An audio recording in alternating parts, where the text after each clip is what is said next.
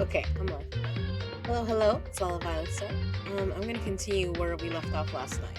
So we just got to finding a body, yeah. I know. Usually, I kind of start a little bit earlier than this, but I kind of woke up late. Okay, let's go.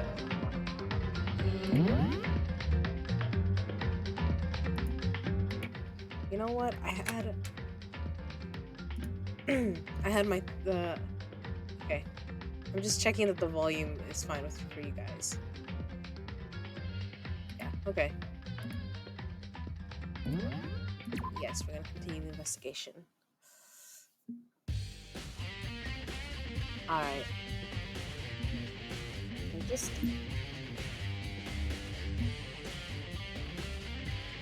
Oh.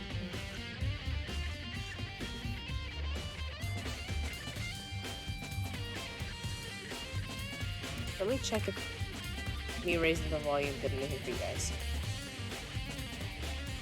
Okay. I remember one of these times, it sounded like there was slightly an echo that I didn't notice when it was happening. And I was like, oh gosh, I'm sorry. From the game, because I play the game volume through the speakers, so I don't have to have earbuds in. But yeah. If I check the body more thoroughly, maybe then I'll find out for sure if it's Kyoko or not.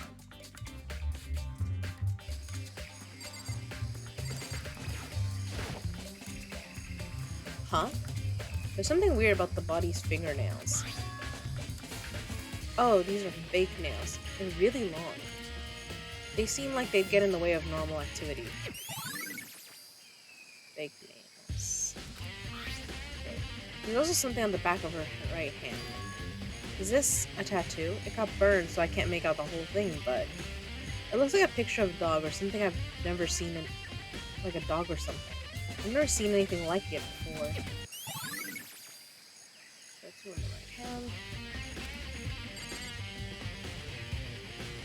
I kind of like how people realize the lower half of the body didn't get wet at all.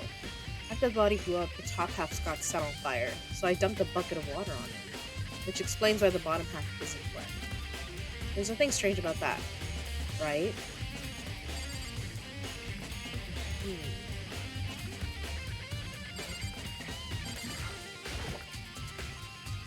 The upper half of the body got set on fire, and the explosion starts blackened. Also, the top half of the body is wet.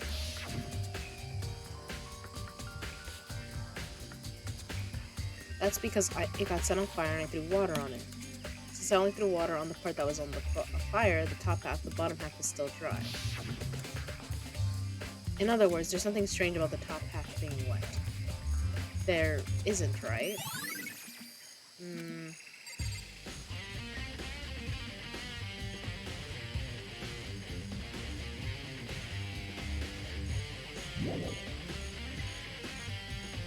I don't think I've seen everything there is to see. Okay, what else?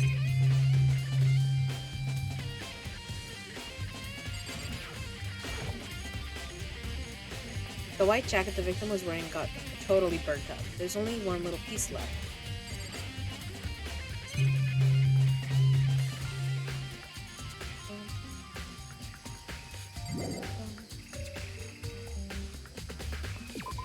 Well, yeah, I don't think there's anything more we can find out about the dead body.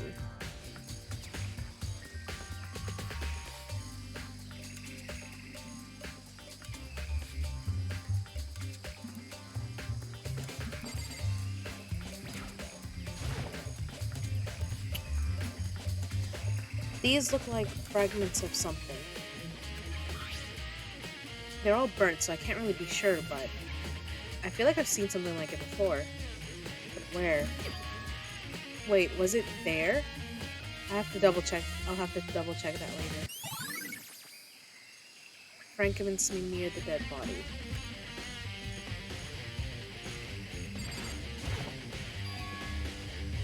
There's a knife laying on the ground. Is this... It must be the knife that was stuck in the body before it exploded. The force of the explosion must have thrown it over here.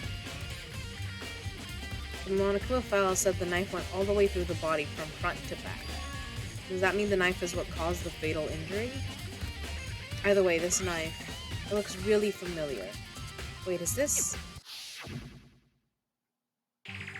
That's it. It's the knife that person was holding. This is getting really weird. There are just too many strange coincidences. Whoever the person in the mask was that attacked me last night, they were holding that knife. And that same knife was used to stab the same masked attacker we found here. So, maybe this masked person got stabbed because when they attacked, I was in kind of a trance. Maybe I reacted by grabbing the knife? And maybe then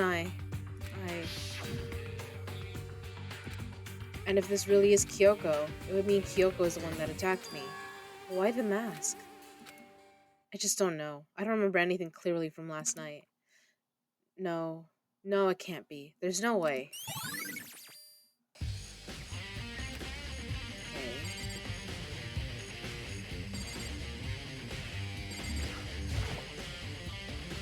This is the panel that controls the sprinklers. They're set to turn on at 7:30 every morning, and Monokuma said the time positively couldn't be changed. Huh? Hold on. So the sprinklers turn on at 7:30 each morning, right? Then if the body was here before then, the sprinkler should have gotten it wet. Which would mean the murder must have taken place. Sprinklers. Listen, Makoto, do you remember how the body looked, before it blew up? If I remember right. It was wearing some kind of mask and a big white coat. Also, there was a knife sticking out of the stomach, and the area around it was stained with blood. Apparently, the wound had stopped bleeding, but the blood on the body was still wet. Byakuya said not to touch it to avoid getting all bloody. But for how much blood there was in the body, I didn't see any on the ground around it. Okay. Wow, thanks. That was a big help. Now that you explained it, I totally remember how it looked. Well, having to talk about it like that helped me remember it a lot better, too. So, thank you, too. Body before the explosion.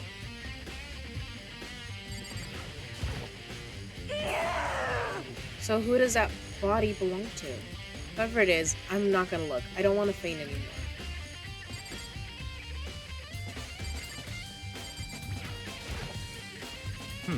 Good timing, Makoto. I wanted to talk to you. What do you want to talk about? So, in other words... I'd like to hear your alibi. Alibi? In other words... Correct. I'd love to hear where you were after nighttime began last night. Well, I was sick, so I was asleep all night. Why are you asking about that now, and what's nighttime got to do with it? Naturally. Isn't it obvious this murder took place after nighttime? How can you know that for sure? Because just after nighttime began, I came to the garden. I was going around looking for everyone so I could tell them about Monokuma. Hiro's been spending most of his time in the garden the last few days, so I figured he'd be here. And I confirmed that when I arrived last night, there was no body here. In other words... So the murder could only have taken place at some point during nighttime after I left the garden. However, Toko, Hiro, Hina, and I were in the gym together the entire night last night. What? Once I found Hiro in the garden, we immediately went to Toko and Hina's rooms to get them. At that point, we all went to the gym and began dismantling Monokuma. As a precaution, we made sure not to go anywhere alone. We even went to the bathroom in pairs. In other words, all four of us have airtight alibis. The only ones who didn't have alibis are me and Kyoko. That's right. And if the victim really is Kyoko, then I'm the only one without an alibi. Also, when we went to get Hina and Toko, we stopped by your room as well. What? But you never came to the door, so where precisely were you? I'm telling the truth, I was in my room, but I was dead asleep. I had a fever, so... That's hardly an alibi. I know. So, what now? You seem to be at quite the disadvantage here. I'm the only one without an alibi. That's really bad, isn't it? Byakuya's account.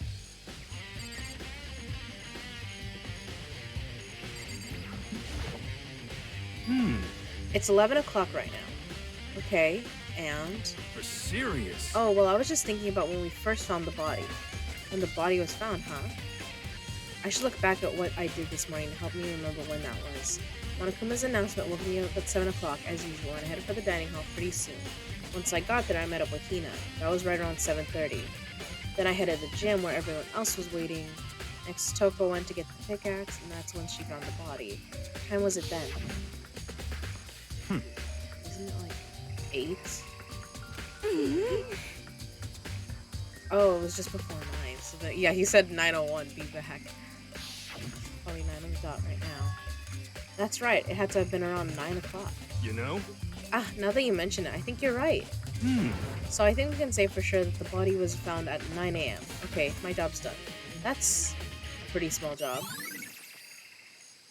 But that does matter if we're thinking that, oh, the body's been here overnight.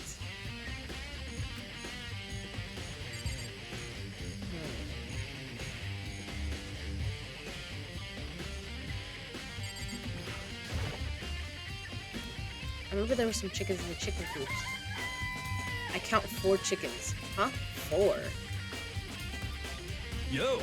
What's going on, Makoto? Oh, I'm glad you're here. Listen, do you remember how many chickens there were in here? Of course, there were precisely 5. Yeah, right? Huh? What's wrong?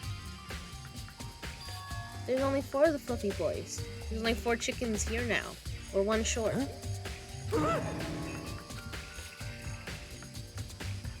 That's so weird. I wonder when it disappeared. But...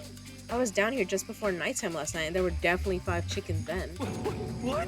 What are we gonna do? Going from 5 to 4 is gonna have an impact on the structure of the world. Conspiracy! It's like a jigsaw puzzle. If even a single piece disappears, the entire world will remain unfinished. I did my best to ignore Hero and focus on the problem at hand. Hi, Eli.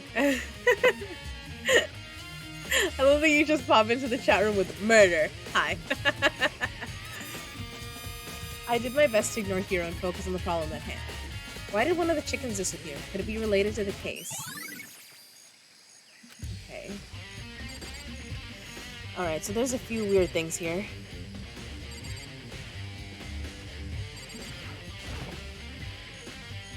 Everyone thinks it happened at nighttime, and I'm the only person that doesn't have an alibi. Just to be sure, I should take a look at the tool shelf. This room is dusty and disorganized. In other words, a pretty stereotypical tool shed. Is this a tarp? Wait, was there a tarp in here before? I should probably look into that. It could be related to the case. Okay, let's look at the tarp. The top is wet and covered with mud and grime, but the underside is totally clean and completely dry. One side of the tarp is wet and dirty. Something about that bothers me. Tarp. That's the one thing in here that concerns me.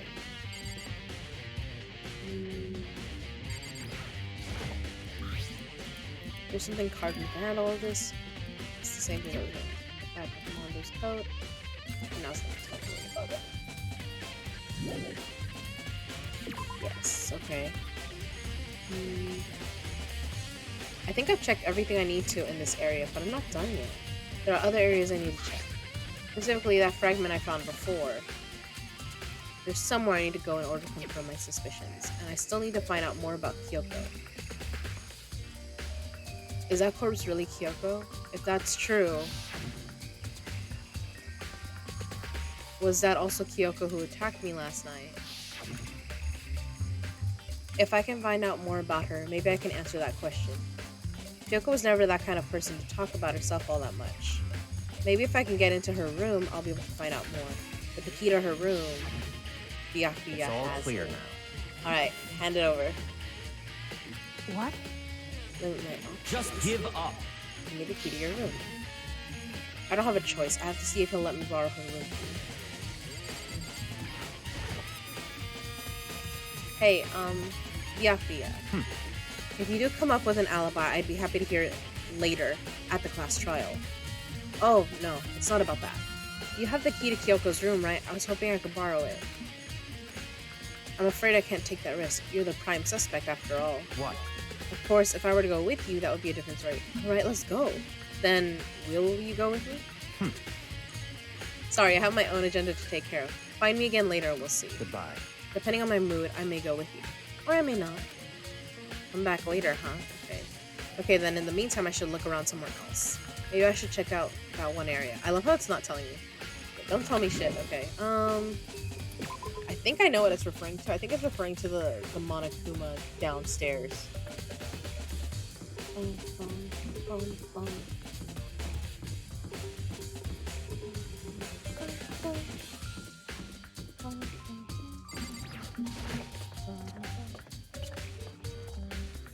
I'm like, what am I getting messages from? Oh, it's just my email. All spam.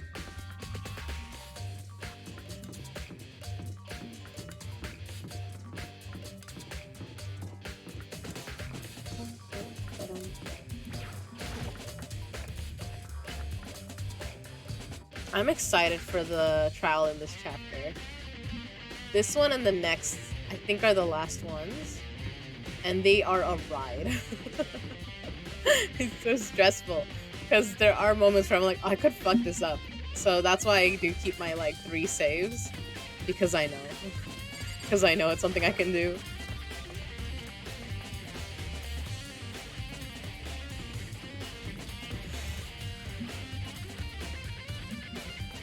Down this way.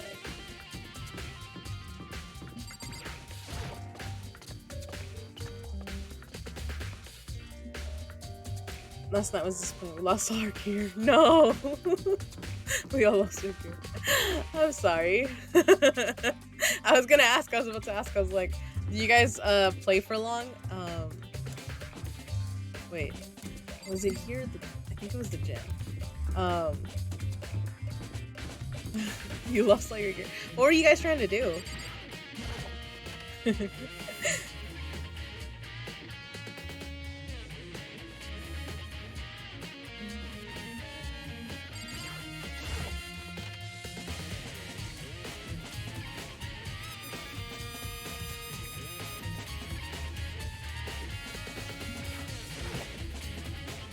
Monokuma's laying dismantled on the floor, but I figured it wouldn't be here.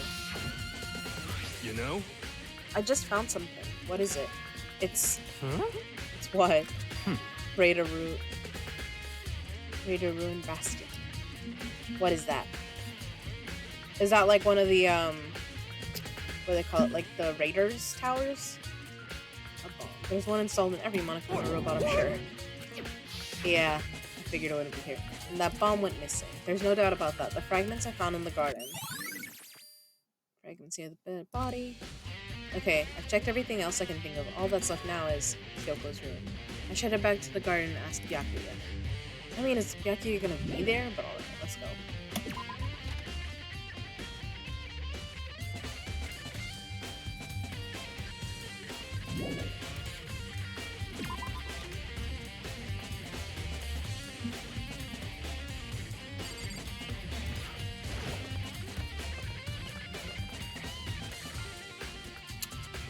There's...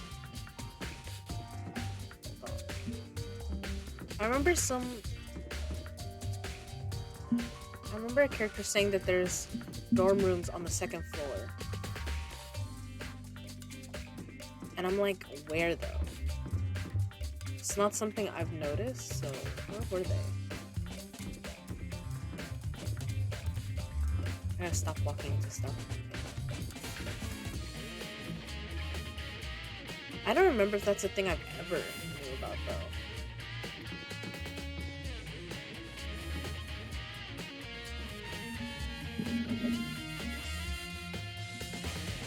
Okay, I don't know. Yeah.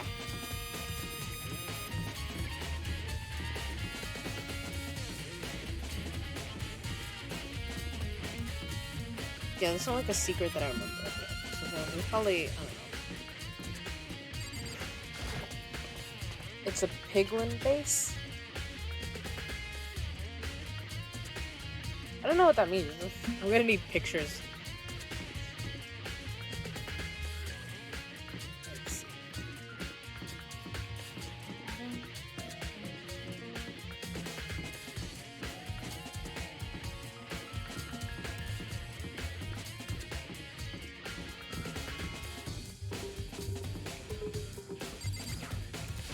Were you guys up really late last night, or did you guys like finish pretty quickly.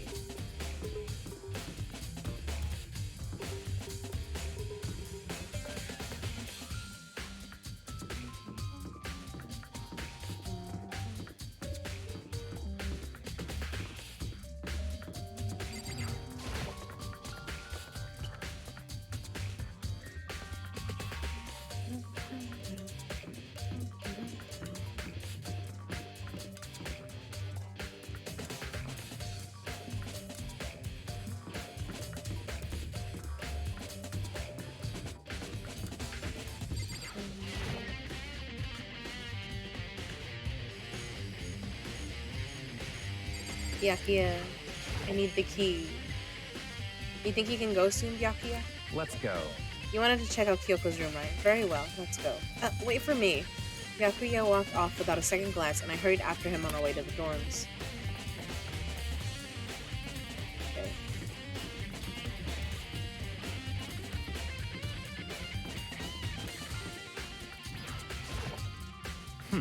Well then, here we go. Byakuya took out the key and slid it into the keyhole, and then... click.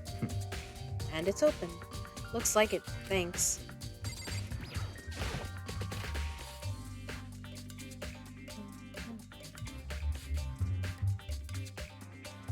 Oh, her bed is purple. That's so cute. I think it's till 1:32. After we lost our gear, we all just quit. That's fair. Yeah, you guys were like, you know what? I've had enough for today.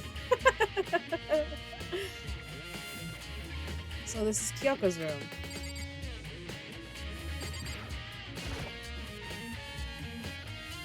There's something on the table.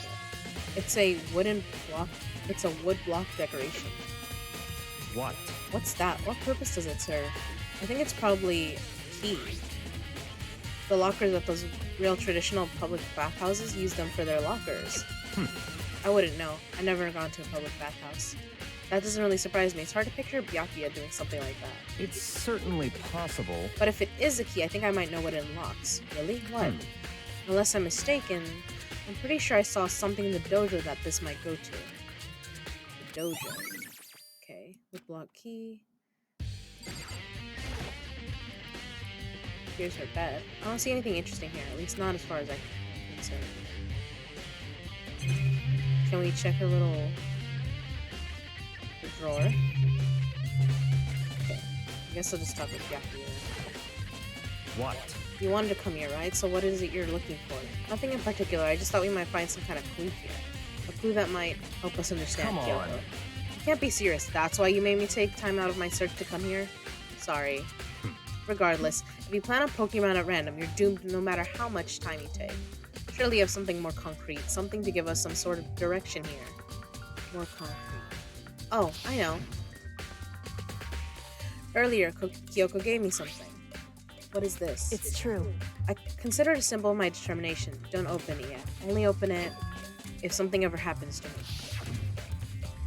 I'm sure I have it here somewhere. I found it. What's in the envelope? Kyoko gave it to me. She said if something ever happened, I should open it. Well, something has certainly happened, so open it. Okay. I opened the envelope and looked inside. Inside was a single piece of paper. Under the sheets. What? That's all that was in there? Yeah, it looks like it. Under the sheets. What could it be? We're obviously gonna look under her. But could something be hidden under the bed sheets? Yes. A lot of things. Part of me didn't expect to find anything. But as I lifted up the sheets... What's this? I found a crumpled up piece of paper. Mukuro Ikusaba. Class 78, student registry. Sex, female. I see. It appears to be Mukuro Ikusaba's profile. Yeah, it looks like it. That's probably the other thing Kyoko stole when she snuck into the headmaster's room along with the key. God, you're so annoying. Fine, I'll tell you. It was a key and... redacted. That's it. This must be the blank that Monokuma was talking about. Kyoko said a death without meaning was unappealing, and this is what she left behind. I don't have time for your sentimental indulgences. Hurry up and finish your search. Okay? I made an effort to pull myself together, then looked down at the profile sheet. Name Mukuro Ikusaba. Sex female, the ultimate soldier. Although small for her age, she was a military specialist trained in every weapon type imaginable. She showed an interest in the military from childhood and soon found herself completely absorbed in it. In elementary school, she won a survival game tournament and began writing for military magazines. Just before entering middle school, while she and her family were on vacation in Europe, she disappeared. The story of a young Japanese girl being kidnapped quickly took over Japanese media outlets. An intense international investigation turned up no information, and she was never found. However, she reappeared in Japan 3 years later, alone and completely unannounced. She revealed that she had joined a mercenary group known as Fenrir for those 3 years. She insisted that she hadn't been kidnapped, that she'd received battle training of her own volition. However, she never revealed why she decided to return home when she did.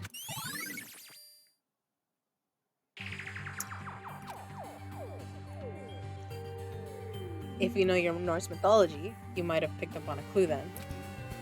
The ultimate soldier, a mercenary group. This doesn't feel real. The world I grew up in, it's like a completely different dimension. It's like one's nonfiction and the other is sci-fi. There's no way to even compare the two. That's how different this is. That was how I saw things as just an ordinary person, but then... I see. I never imagined I would hear the name Fenrir in a place like this. Huh? You recognize it. Naturally. The Fenrir Mercenary Corps is a collection of battle-crazed warmongers. But they do have their uses, and they always get the job done. That's worth remembering. This is all part of a world totally removed from the one I... Sorry. This is all part of a world totally removed from the one I live in.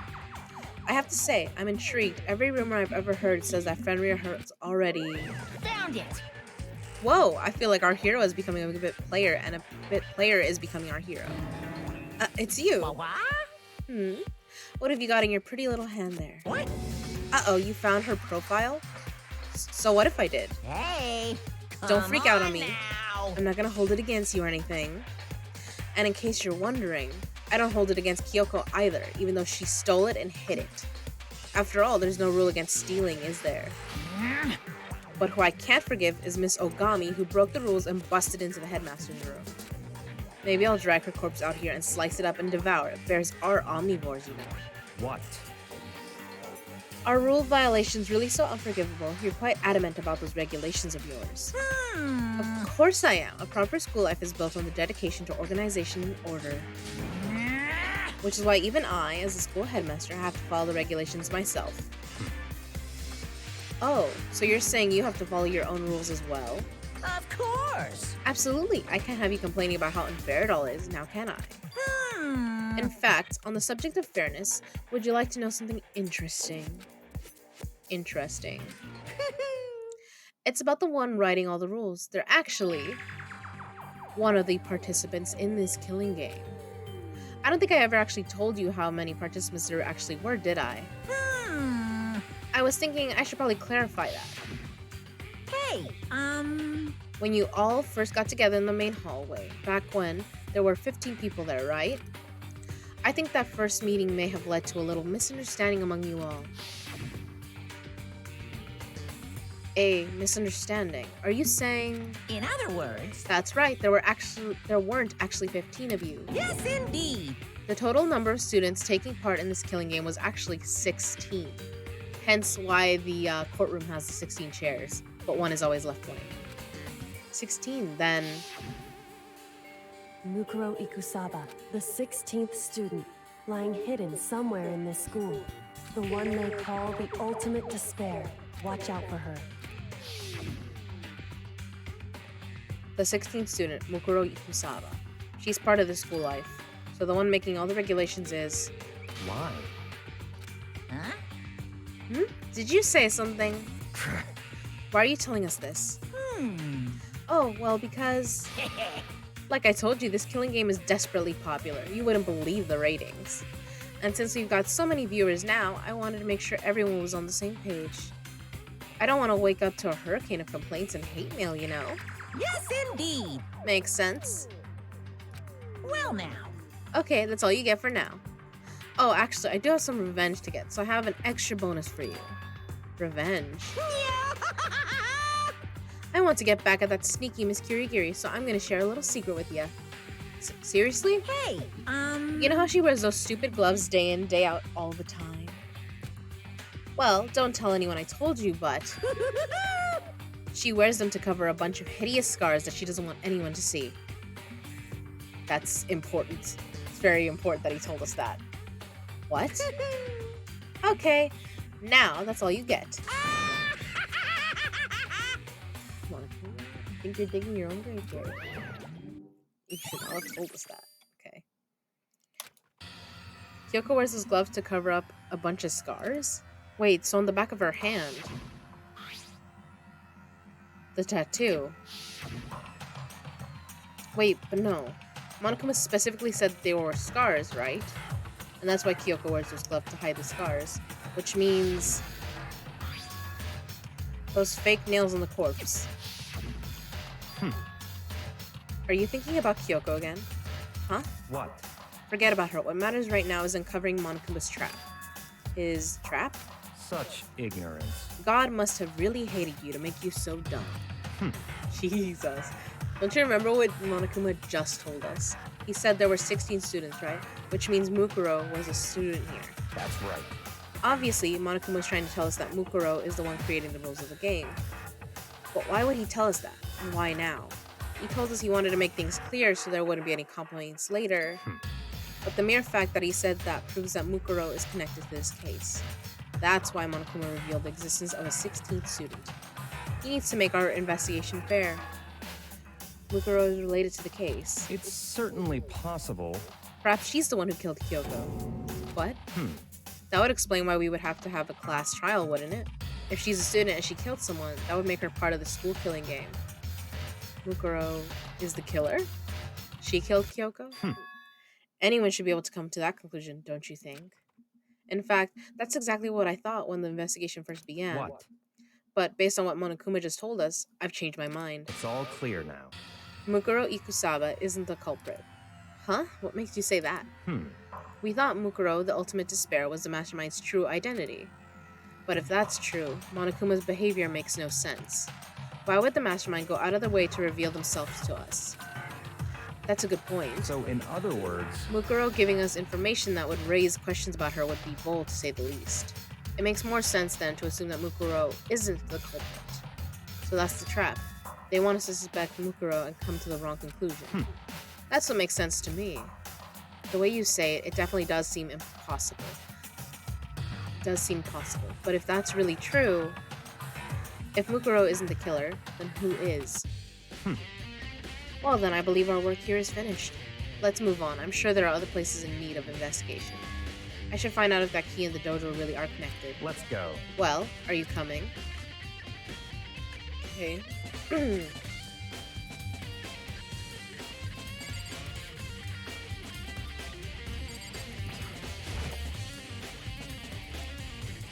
There are wooden lockers here. They use wood block keys just like all those super traditional public houses. It looks like the key we found in Kyoko's room really does go to one of these lockers. I see. Makoto, do you see the locker farthest to the right? Very strange. That's the only one that doesn't have a key in it at the moment. You understand what that means, right? I should probably use the key we found on that locker, right? That's right. Well, just try it. Okay. I took out the wood block key and inserted it into the locker's metal lock, and click. The locker eagerly accepted the key and it opened. There are arrows in here. It looks like 10 arrows in total. They look like they're made of titanium, which means they're quite strong despite how thin they are. Of course, without a bow, they're nothing but strong little sticks. Strong sticks. Titanium arrows. Oh, there's something else inside the locker. It's a wadded up ball of duct tape. I wonder what this was used for. Is that a blood stain? I see. If it is, that means it must surely be related to the case. This duct tape is related to the case somehow. But how could it possibly be involved? I think that's all the locker has to offer for now. Is something Very wrong? strange. It's very odd, don't you think? The locker was hiding items that were clearly related to the case. But how did the key to the locker wind up in the victim's room? Why? Or perhaps Byakuya? Forget it. Come on, we need to continue on to the next location. Huh? What next location? What? There's still something we need to look into. We need to do more research on Fenrir. Fenrir, you mean the mercenary group that Mukuro was part of? But how are we supposed to find out about that? Isn't it obvious? Where in the school would you go to do research on something? I don't know, the lab? Are you talking about the archive? Oh, I forgot about that place. Yeah. That's right. The archive has all kinds of info that the general public doesn't have access to. Let's go. We only have so much time before the trial begins. Let's hurry. Okay.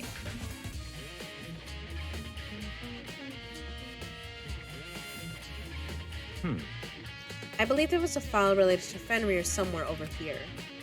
Byakuya seemed to know the archive like the back of his hand and went straight to a shelf in the back. Here we go. He quickly returned with the file in hand. Show me. I see. Take a look at this. I have no idea what it says. What language is this? How did you make it all the way to high school without learning a single word of French? I'm pretty sure most high schoolers can't speak French. Well, whatever. I'll read it for you, but I expect you to repay your debt 100 times over. Okay, fine, I'll read to you. I don't know what he wants. 100 times? Isn't that kind of extreme? You know he's bullshitting. What are you gonna actually do for him? Fenrir is an elite fighting unit based out of the Middle East. Unlike military contractors, they are a fierce group of soldiers who engage in direct combat. They claim that a single member is equivalent to an entire company of regular soldiers. Just like Fenrir, the Wolf of Ragnarok, their mere presence is enough to strike fear into an enemy. They have been involved in countless military battles and operations, most of which are highly classified. However, some time ago, they completely ceased all activity. At present, their continued existence cannot be confirmed. There are unconfirmed reports that the key members of the group were all neutralized. Rumors indicate they were killed to keep them from revealing the many state secrets they'd acquired. Some, however, believe there was mounting internal tension within the group, and they simply imploded. What? What is it? This all just sounds like some kind of alternate reality. Well, it isn't. This is our reality, the only reality. These people are part of our world. Their battlefields aren't much different from our lives here, an unpredictable, unimaginable world. That's what makes it all so exciting. Exciting definitely isn't the word I would use. So, did anything jump out at you? This may be your last opportunity to learn about Fenrir. Now that you mention it, the report says something about where the name Fenrir comes from, right? That's right, it said Fenrir is the Wolf of Ragnarok. Speaking of which, would you like to know something interesting related to that? To show that they're a member of the team, each soldier that joins the squad would get a tattoo representing Fenrir somewhere on their body. Right, so back of the hand. What? They got a tattoo of Fenrir? Could that mean? We already know what it means. Come on.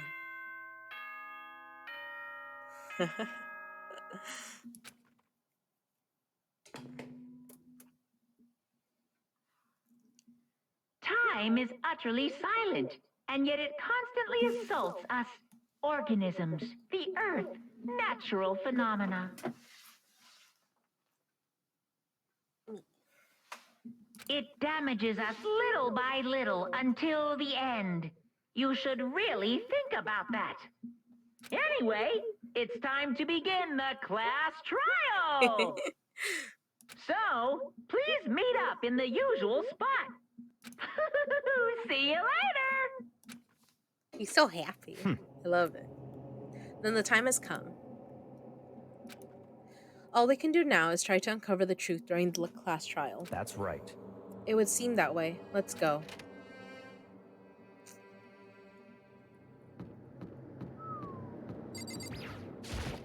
We are in for it. Whoa, Byakuya and Makoto showed up together. Where the heck have you two been? You just disappeared without a word. We were investigating, of course. How could you not figure that out by this point? Makoto's ranked high enough for you guys to go off together, just the two of you? Huh? What, are you jealous? Hey. Or are you making up some kind of creepy fantasy for yourself? What? Stop talking and brace yourselves. He'll be here any second. Any second. He could show up at any time. When I imagined what was about to happen, I immediately tensed up and prepared myself. But we stood there for 5 full minutes waiting for something weird to happen. And the 5 minutes became 10. Why? What's going on here? Why hasn't Monokuma shown up yet? Could it be? Maybe he died again? What should we do? Should we keep waiting here or... Or what? What? Jesus. Did I scare you? Come on.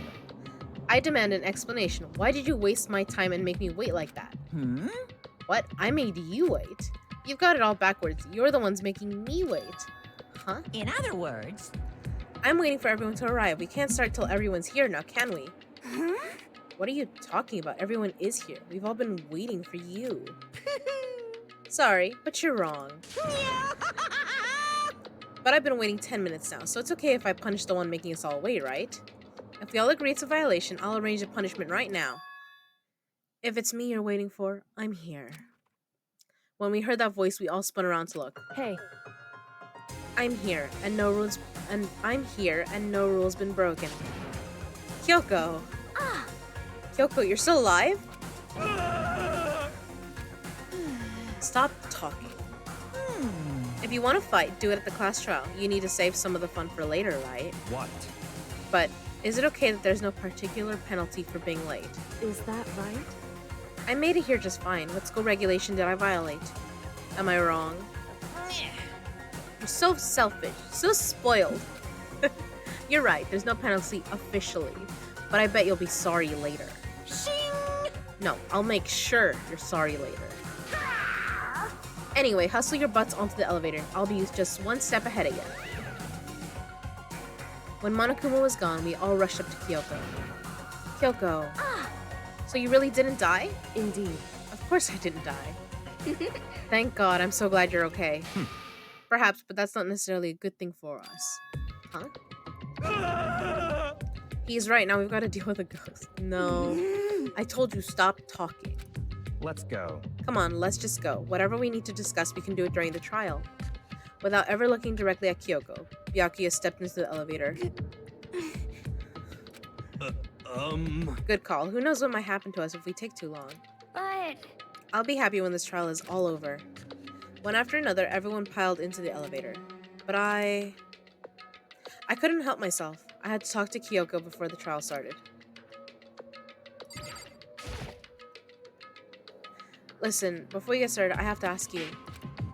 Where have you been this whole time? You used that key of yours to go somewhere, didn't you? Correct. I went to investigate the second floor of the dorms. The second floor? That's right. There aren't any monitors or cameras there, so I was able to avoid Monokuma completely. Of course, I also missed his announcement because of that. I had no idea a body had been discovered. Then, when did you find out? So, Just now, I finished my search and came back down just in time to hear the class trial announcement. I took some time to go over the crime scene first. I can't go to a trial completely uninformed, can I? So that's why you were late. however, I'm sorry I kept you all waiting. But if you were on the second floor of the dorms, then that's what the key you found goes to? wrong. Actually, to be precise, not quite. In other words, I use Monokuma's secret tool, which can open any lock in the school. What? Kyoko's account. Okay. just a second. Hey, what are you two doing? Hurry up before we get in trouble with Monokuma. Makoto. We can go over all the details after we get through the trial, okay, Makoto? Right now, I just want to focus on surviving our current It situation, would seem... because this is probably the single most crucial moment so far for me. For her? That's a strange way to put it. The class trial is important for everyone, right? So why would she say it's a crucial moment for her? Goodbye. Well, if that's all... Seemingly unconcerned, Kyoko made her way to the elevator. I'm just overthinking what she said, right? Being the last one left, I stepped into the elevator. And the door slid shut. This time, the clunking was loud enough to hurt my ears, and the dread began to consume me once again. I can't imagine ever getting used to the mental pressure that comes with preparing for an execution. In that dusky darkness, nobody said a word. We just stood there, silent and still. After an immeasurable period of time, the doors opened without warning. A dazzling light penetrated every depth of my eyes, but it wasn't the illuminating light of hope. It was the blinding light of despair. Oh my god. I can't wait! I can't wait! Why did you make it this color? Ugh. I've been waiting for this. I feel like it's been forever since we got together like this. The time for pointless jokes and jabs has passed. Thrills, chills, kills! Let's get on with the show. Okay. And so the curtain opened for the 5th time. A deadly judgment. Okay, hold on. I gotta pause here, but I'll try to be quick, okay, guys? Sorry. I know it's getting good, but give me a moment.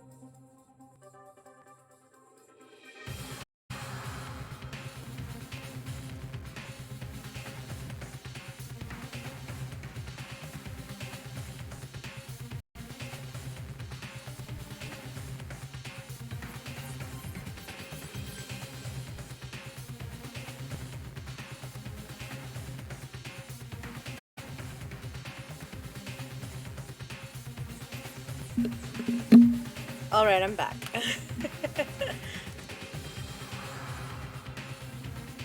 And sis, it seems like you got here just in time for, it seems you got here just in time for the, class trial.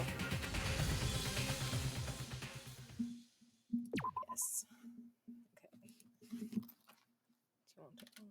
Yes. I'm gonna make more than one save if I can.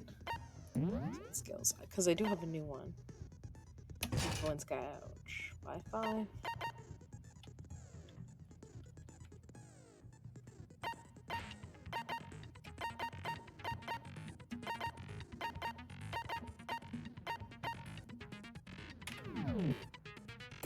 Oh, you didn't? That's fine. I don't know. I suspected that that was probably the case. Let's begin with a basic explanation of the class trial. So, I know. Your votes will determine the results. I know. Eli said that you guys got all annoyed, like you guys lost all your gear, and you guys were just like, "All right, we're done for tonight." And I was like, "Oh, I'm sorry." I got my Monokuma. I lost all your armor. Oh, I'm sorry, sis. If you can figure out who done it, then only they will receive punishment. But if you pick the wrong one, then I'll punish everyone besides the blackened, and the one that deceived everyone else will graduate. Okay, well, I'll leave the rest up to you. Well then, let's discuss the specifics of the victim. First, we need to clarify who exactly the unidentified victim is. It's Kyoko. There's no other explanation. My guy is a little slow. But Kyoko's standing right there. No, that's a ghost. I love that, but she's right there. It's like that joke that, like, I can still hear their voice. Stop telling people I'm dead. Oh my god. But she has legs and stuff. Oh god, so fucking funny. Well, that's just because she's like the latest evolution in ghost technology. She's a ghost, not a mech. There's a alright? limit to how much ridiculousness I can tolerate. Okay. So I just have to prove that the corpse isn't Kyoko, right? Yeah. Then let's compare Kyoko's traits to the traits of the dead body. Her traits? I want to put Kyoko's gloves. I got it! I'm talking about her gloves. They'll give us some insight into the mystery. I'm sure of it. In that case, I think it would be helpful if someone explained why she actually wears those gloves. I literally said someone, like he could have just Bianca, you know better. You could have just called her out. You should have been like, remove your gloves. And would you happen to know the answer? In fact, Monokuma told me. Apparently you have scars on your hands you don't want anyone to see. Oh, you know, now that I think about it, the corpse wasn't wearing any gloves, right? They probably just got burnt up in the explosion. I'm not convinced. The ghost is just trying to fool us all. There's no way that corpse was Kyoko. But if I can't prove why, we're gonna be stuck here and the case won't move forward. So I don't have any choice but to...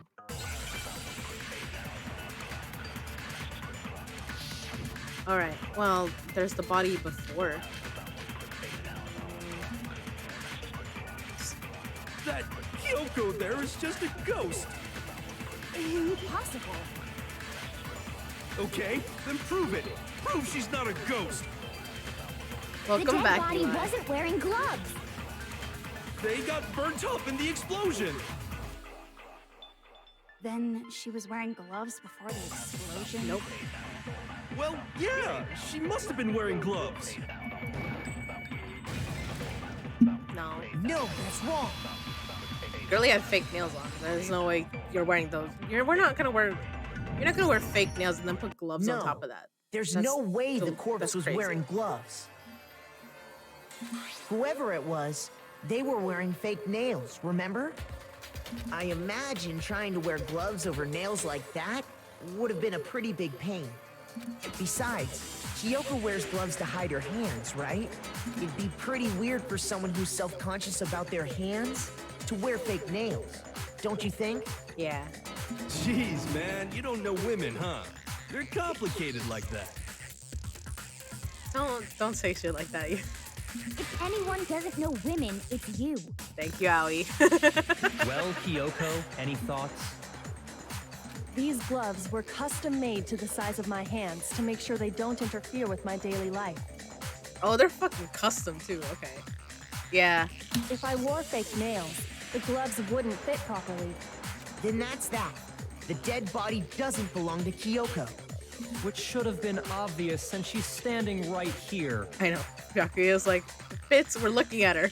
Okay, so then, who's the real victim? First, we need to figure that out. That's the first thing I said. You're the one who's been dragging us around in circles. He's so salty. Before anything, we have to identify the victim. Everything starts from there. Alright. Well, I already... Like, it wasn't obvious, but okay. Let's do this.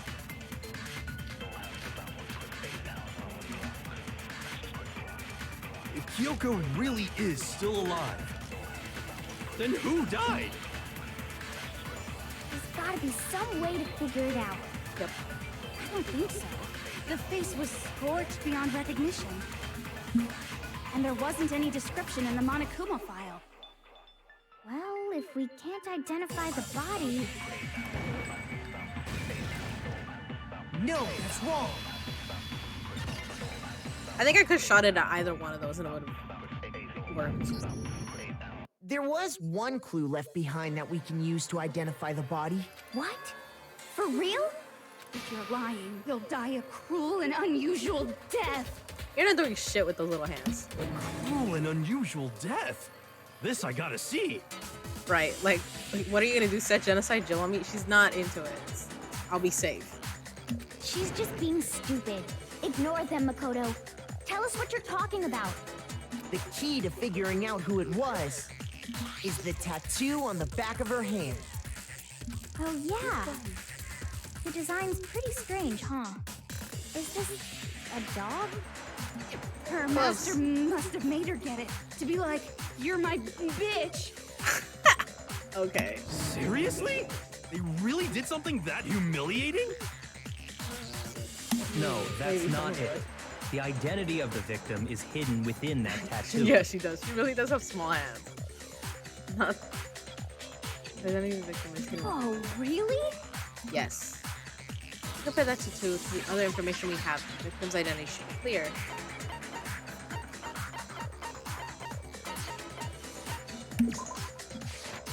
I got it! I think. The Fenrir Mercenary Corps. That's the name of the military group Mukuro Ikusaba belonged to. Okay, so...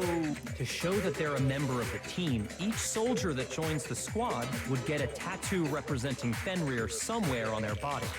Fenrir? The image that represents Fenrir is... It's a wolf, right?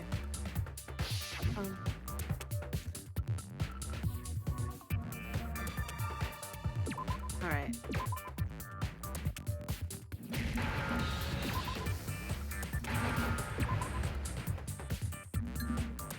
Now I I understand. knocked my glass in. I was like, oh shit. The representation of Fenrir is a wolf. Yep. Fenrir, the Wolf of Ragnarok. It's from Norse mythology. A huge, world-ending wolf beast. He's the child of the trickster god Loki, and a female giant. I'm trying to remember the female giant because we use it in the RP and I can't remember for the life of me. Is it Hold, maybe? Or Man, fuck. I'll have to after look that all up this later. time, we finally got a glimpse of the literary all-star. Yep. A wolf tattoo. I love that we finally get her to talk like a lit major. Exactly. The body we found had a tattoo of a wolf. Oh, start with a J. God, okay. I know I have it in my notes somewhere. I have it like on our spreadsheet probably. Which means that person must have once belonged to Fenrir. So it must have been Mukuro. What? Hold on. Isn't she the one that was behind this whole thing? You sound surprised, but you're absolutely right. Yes, indeed. The trial this time is to solve the murder of Mukuro Ikusaba. What? Are you saying the mastermind is dead? And now we have to have a cool-ass trial? Sort of. Not exactly. No. It means we were wrong in thinking that Mukuro was the mastermind at all. But I mean, being the ultimate despair seems like a pretty mastermindy title to me. Maybe we shouldn't have been thinking of her as the ultimate despair in the first place. She's the ultimate After all, soldier. looking at her profile, I didn't see anything that would fit such a description. All it said was that she was the ultimate soldier. If I remember correctly, that other information came from Kyoko. That's what you told Makoto, right? So that means Kyoko got it wrong? Then Yeah. who was she? Who was Mukuro Ikusaba? She's been gone this whole time, and when she finally turns up, she gets killed. Usually when there's a scene where an important character dies, it has a lot more detail. So you're saying she wasn't an important character, which would mean she was the same as us, just another participant. Then who's the real mastermind? It must have been the Hope's Peak Academy headmaster after all. No, the headmaster has nothing to do with it. But how can we trust that? We already know your information about Mukuro was wrong. My information was not wrong. Okay. We're in the middle of a trial right now. Figuring out who killed Mukuro is first and foremost. Please limit all future prattle, chatter, and chit-chat as much as possible. Fine. Uncovering the identity of the mastermind will have to wait. But remember this. No matter what happens, we will find out who you really are. I stake my family name on it. I have officially decided to completely ignore all such attempts at provocation. Now then, just so nobody's confused, let me state this one more time for the record. The reason we're having a class trial is because a murder among the students has taken place. Hammer that point straight into your big ol' brains! What you're saying is that both the victim and the culprit are part of the student body? Then, one of us killed Mukuro? Wait, no! There's a chance that there's some mystery 17th person who's been hiding all along! Nope. There are only 16 students in total that have been taking part in these events. Seriously? Then one of us killed Mukuro? Who did it? Who's the killer this time? Get a hold of yourself. We've already narrowed down the list of possible suspects. Yeah. Unfortunately. Huh? I'm sure you realize who I'm talking about, right, Makoto? Who the evidence points to? Based on what we know, there can only be two suspects. I got it! Me and Kyoko. You've narrowed it down to Kyoko and me, right? Why do you say that? Allow me to explain. Just after nighttime last night, I went to the garden, so I can confirm that at that point, there was no dead body there. So, the murder must have taken place after I left the garden. However, Hiro, Toko, Hina, and I were in the gym the entire time. The gym? That's right. The four of us were there trying to dismantle Monokuma. The whole time, we were very careful not to go anywhere alone. We even went to the bathroom in pairs. All of which is to say, the four of us all have alibis. The only ones without alibis Are me and Makoto. That's why you're able to narrow down the list of suspects. exactly so. So the only suspects now are me and Kyoko. Damn it, I can't let this stand. Somehow I have to clear my name. I have something I'd like to say regarding the whole alibi thing. Are you thinking of raising an objection? Well, before that, I just want to try and get a better idea of what time the murder took place. Doing that might reveal some kind of clue. Whatever you want. Somebody go ahead and help him out. Me and Byakuya can both confirm that the body wasn't in the garden at, well, it was after nighttime for sure. I'd say it must have been around 10 o'clock. So the murder must have happened after 10 p.m. Yes, but how far after? Then I guess we can say the time frame for the murder was between then and when we found the body? Oh, but what time did we find the body? At 9. The one who saw the body first was Toko, right? And she went to go get the pickaxe. I got it! The body must have been discovered at 9 a.m., since that's when Toko went to get the pickaxe. Now then, Toko, what time is it? Well, when we left the gym, it was just before 9 o'clock, so it's probably 9 on the dot now. Okay, go get the pickaxe and be back here by 9:01. He's right. It had to be around then. So we can be totally sure the murder happened sometime between 10 at night and 9 in the morning. For me, I was already asleep before nighttime hit, so I don't have an alibi after 10 o'clock. But I'm sure I met up with everyone else before 9 this morning. We ran into each other in the dining hall, right? That was around... Oh yeah! Right around 7:30. I remember checking right before I went in, so I'm totally sure about it. Which means from 10 p.m. to 7:30 a.m., you don't have an alibi. The murder happened between 10 p.m. and 9 a.m. And I don't have an alibi from 10 p.m. until 7:30 a.m. Okay, then it looks like the game has begun. If I can't provide an alibi for that period, then I just have to prove the murder didn't happen during the time I don't have an alibi. To do that, I have to make it clear when the body ended up in the garden. Which is possible, considering the sprinkler system. We've established a time frame for the murder. It took place somewhere between 10 o'clock at night and 9 o'clock in the morning. Yep, and Makoto doesn't have an alibi for most of that time. Yeah, from 10 o'clock to 7:30. That's more than enough time to commit murder, I should think. So Makoto, if you have any objections, now would be the time.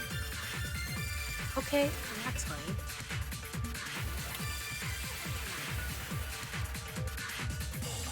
We've established a time frame for the murder. It took place somewhere between 9 o'clock. Yep. And Yeah, from 10 to 7:30. What? Shoot! Okay. Wait, why do I have so many hearts? We've established a time frame for the murder. Oh, it's It because I took place somewhere between 10 o'clock at night and 9 o'clock in the morning. Yep, and Makoto doesn't have an alibi for most of that time. Yeah, from 10 o'clock to 7:30. Hold on, let me look at my...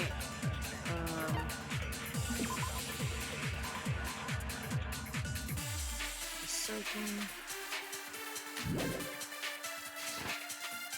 That's more than enough time to commit murder, I should think. That might have... Maybe it's that So one. Makoto, if you have any objections, now would be the time. I hear you, I hear you.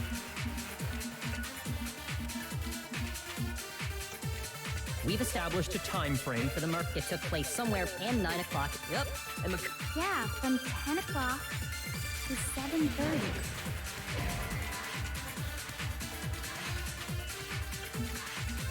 Shoot! A contradiction here somewhere. We've established a time frame for the murder.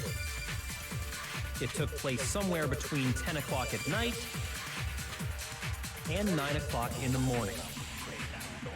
Yep, and Makoto doesn't have an alibi for most of that time. Yeah, from 10 o'clock to 7:30. That's more than enough time to commit murder, I should think. So Makoto, if you have any objections, now would be the time.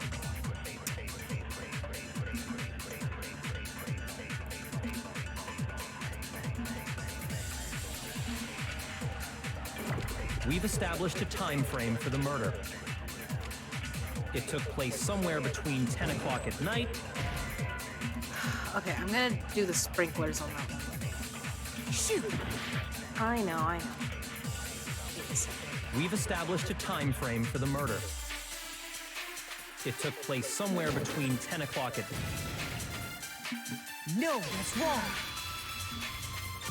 I'm annoyed that I lost that many hearts over that. That's so stupid. Oh well. Actually, the murder couldn't have happened anywhere near 10 o'clock. It had to have taken place way later. And what makes you say that? Because of the sprinklers in the garden. The sprinklers are set to go off right at 7:30 every morning, right? So if the body had been in the garden before 7:30, then it should have been completely soaked. Oh, hold on. I remember this part perfectly. The body was wet. Dripping wet, in fact. Sorry, Toko, but you're wrong. I'm wrong? How? Are you saying only the mouth down south was wet? How dare you spew such indecent words? What the fuck? No, I'm saying that the body was wet, but not because of the sprinklers. What do you mean? By denying the sprinkler, are you trying to deny my entire existence? Okay, relax, girly. Man, you're totally wacko. If you really think it This wasn't is really the sprinkler, neurotic. you'd better tell us why! I can prove that it wasn't sprinkling with the carbon body. All I have to do is hit. Fine. Clear. Okay. The moment of truth. Oh shit. I'm very bad at this. I admit nothing. I hate you. I don't know anything. Hold on. Are you trying to blame me? I admit nothing. I hate you. I don't know anything. Hold on. Are you trying to blame me? I admit nothing. Are you trying to blame me? I admit nothing. I hate you. No, no, no! I don't know anything! Hold on! How can you say it wasn't This should prove it. Yeah, we already do this though. I love that she had such beef with the fanfic writer, but as soon as he died, she Just became remember the what biggest the body perv. was like after the explosion, and you'll see why it wasn't the sprinklers. The top half of the body was wet, yes, but the bottom half was completely dry. If the sprinklers got the body wet, shouldn't the whole body have been wet? So they only got the top wet? The bottom was completely dry? What a brutal maniac! I'm so sick of her. Oh my god, Owie. Let's just move on. I love it. The reason only the top half was wet was because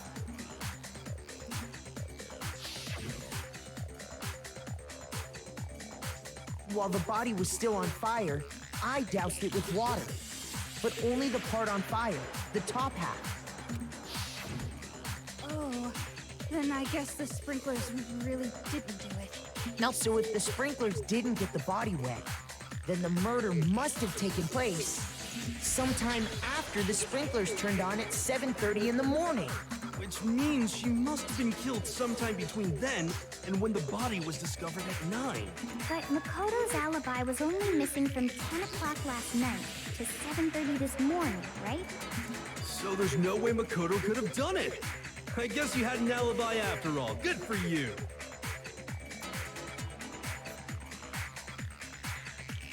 Genocide Jack is easier to deal with. Yeah, she is. In which case, the only one left without an alibi is Kyoko. Kyoko's the only one without an alibi, which would mean that Mukuro's killer is... No, I refuse to believe it.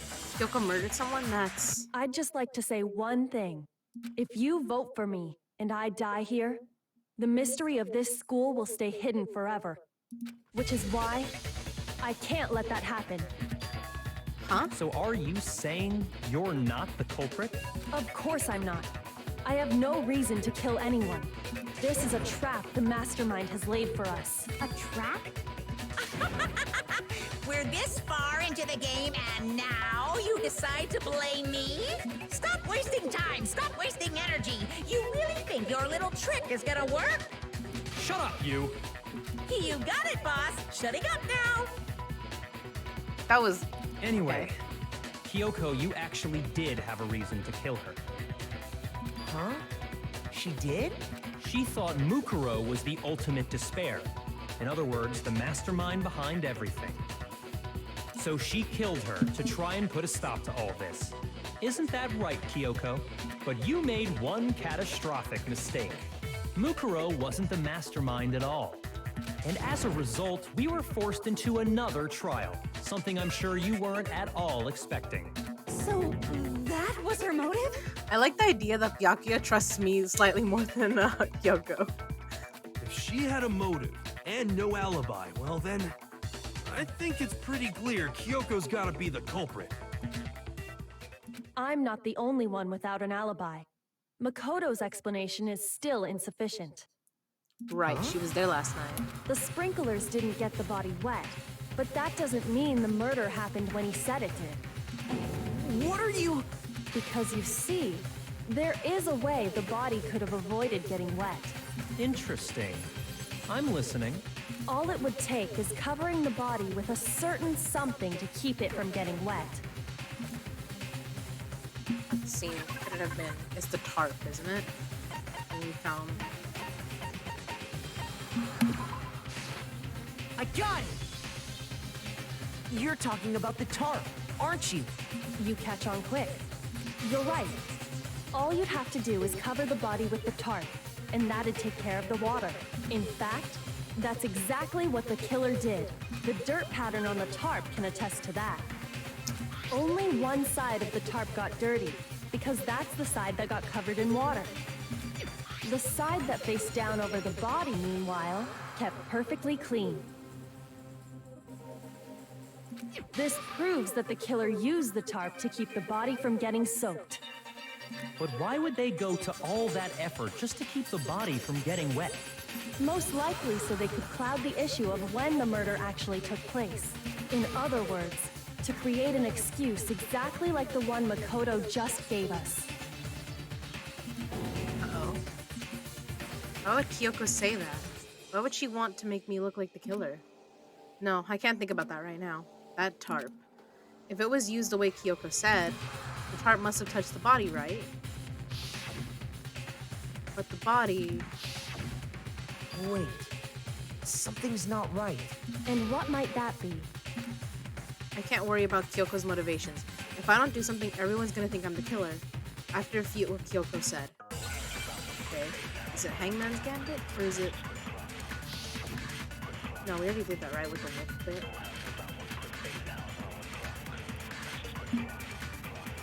By covering the body with the tarp, the killer prevented it from getting wet. So the reason the tarp was only dirty on one side is because the sprinkler got that side wet. But the underside of the tarp, it was totally spotless, right?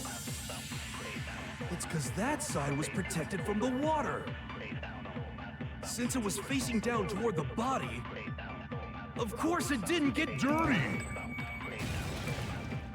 No, that's wrong. Come on.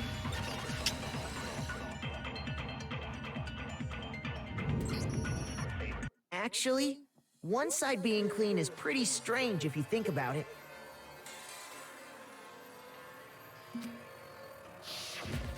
Because the blood wasn't dry before the body got blown up, right? Byakuya said it himself. Not to touch it, or you might get some on you. If you put a tarp on a body in that state, it absolutely would have gotten blood on it.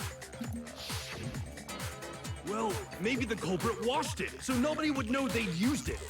If they had, they would have washed both sides. Just washing the one side wouldn't hide anything. Oh, yeah, true. More than that, what if the very blood we saw on the body was meant as a kind of camouflage? Huh? But the blood was camouflage. What if, after the killer used the tarp to avoid the sprinklers, they then covered the body in blood that didn't belong to the victim? You mean someone else's blood? Where would they get something like that? Well, there's the nurse's office, right? I know! They could have grabbed some of the blood packs from the nurse's office. That's what Hifumi did, right? When he pretended to be dead? No, that's not what happened this time. Oh, chicken.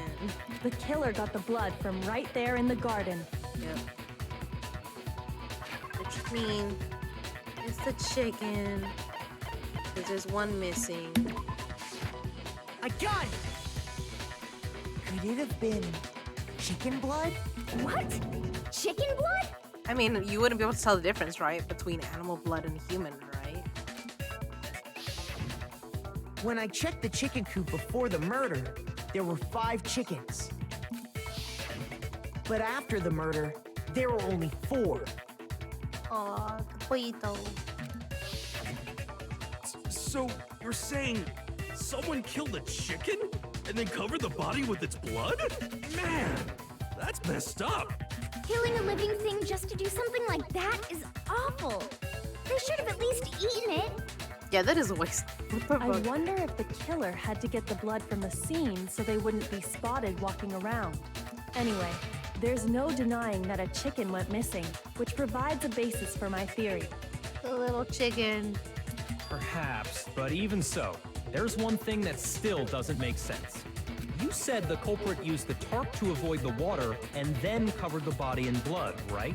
But if that's the case, then the blood should have soaked into the ground around the body. But that's not what we saw. Only the victim's clothing had blood on it. The ground was completely clean. I have to agree, that certainly is strange. Maybe they didn't apply the blood at the scene. Maybe they covered the coat in blood beforehand. They covered it beforehand? When you discovered the body, was it wearing the coat like you normally would? No, it was like a straight jacket backwards. I think so. Wait, no. The head was through the neck hole, but the arms weren't in the sleeves. Then that settles it. Sorry, I'm having a tough time keeping up. What settles what? Here's what happened. The murder took place before the sprinklers went off. But the body didn't get wet because the killer covered it with the tarp. Then, later, at the same time the killer was gathering up the tarp, they pulled the coat over the body, the coat they'd already covered in blood. This series of cover-ups was meant to disguise the actual time the murder occurred. They wanted us to think the murder happened sometime after the sprinklers had gone off, at 7:30. If that's actually what took place, it certainly becomes possible that the murder happened earlier. But to pull all that off, wouldn't they have had to go back to the garden after the sprinklers turned off? That actually wouldn't have been all that difficult. Huh? They already had the coat ready, so they just had to grab the tarp and pull the coat over the body. They'd be done in no time. Maybe, but still. Hina, after you met up with Makoto in the dining hall, did you two stay together from that point on? No, she did ditch me. Oh no. I headed off to the gym, and Makoto didn't show up till later.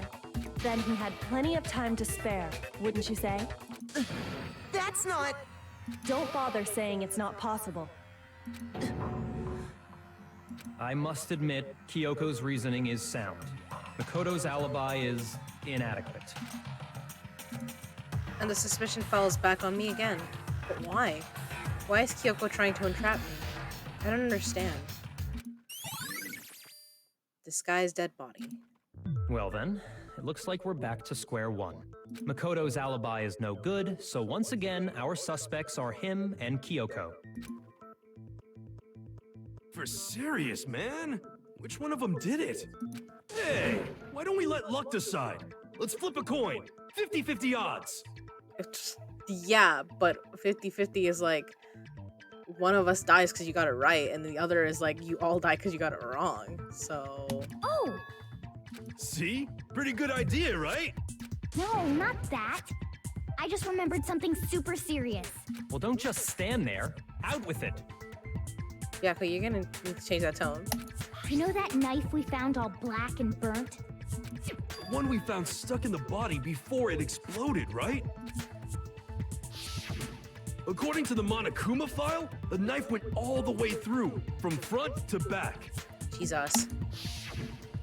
So, what about it? But then how big is that knife, though? Like... I'm pretty sure I'd seen that knife somewhere before.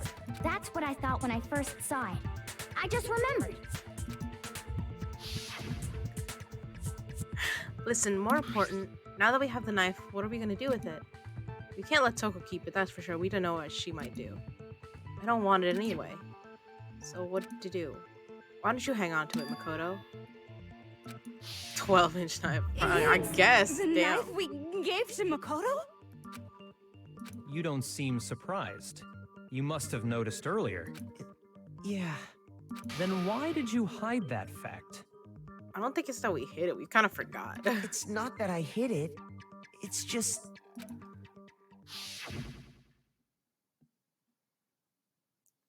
I couldn't be sure of what actually happened last night. I thought maybe I really did kill her. Suspicious. Very suspicious indeed. The knife we found stuck in the body came from Makoto. Now I'm totally convinced he did it. 12,000% convinced. Considering everything up till now, I should be able to make it clear. I have to prove that I didn't murder anyone. I'm not the killer.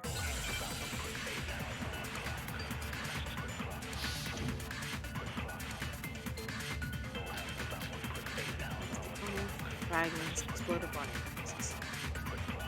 The knife we found lodged in the dead body. It's the same one we gave to Makoto. Yes. It really is, isn't it? I was afraid of that. If he did have that knife before, then that seals it. Makoto did it. Just because I had the knife once, that automatically makes me the killer? Well, getting stabbed is what killed her, right? So there's no question. You took that knife of yours and killed her with it. What a horrible man you are, Makoto.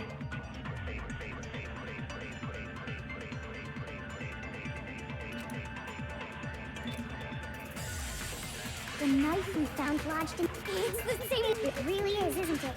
If he did have... That seals it. Makoto did it. Just because I had the knife once, that automatically makes me the killer? Well, getting stabbed is what killed her. Is it? No, that's wrong. The 12-inch knife? Yeah, I just didn't think the knife was that big. And I'm like, I'm just thinking, Wait, like, how hold small on. is this person The stab that they wound could get isn't stabbed what straight killed through? Mukuro. You know what I mean? That should be clear from the description of the cover-up we just heard. Lies! We never talked about what killed her. No, don't you remember? The killer covered the dead body with the tarp and then put the bloody coat on it, right? In other words, the victim never wore that blood-stained coat until after they were dead. Okay, fine. So what? So, when we discovered the body, I mean, that just means the knife was used as a pincushion, right? Like, the knife had been thrust through the coat along with the body. Meaning, if she wasn't stabbed until the coat was put on, and she was already dead at that point, obviously the stab wound isn't what killed her. Maybe you stabbed her twice. Once to kill her and once to cover it up.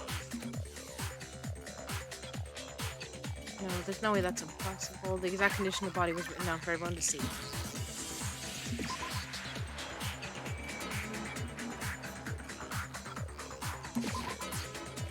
I got it! The Monokuma file clearly states that there was only one stab wound. Oh yeah, it sure did. I totally forgot about that. Then the knife... Was just another piece of camouflage set up by the true killer. They probably stabbed her to draw attention away from what actually killed her. Now we're getting Exploding the body afterward was probably meant to do the same thing. The explosion severely damaged the body, making it impossible to know what really killed her. It was all the killer's attempt to destroy all evidence of their crime. So they wanted us to notice the stab wound and then detonated the body afterward. They meant for us to latch onto the knife as the cause of death, then destroy any evidence proving otherwise. Oh, hey, I have a question. It kind of goes back to the beginning, but what's the deal with that explosion anyway? Why'd the body just blow up all of a sudden like that? If you bothered to put that lump of gray matter between your ears to use, you'd know the answer. Well, if you're so smart, just tell me. I'll tell you. I bet some unknown quantum particle caused an atomic-level spontaneous combustion! I might be dumb, but even I'm not dumb enough to believe that. Go ahead, Makoto. Tell her or we won't make any headway on this. There's only one sort of person I can think of with explosion. That body.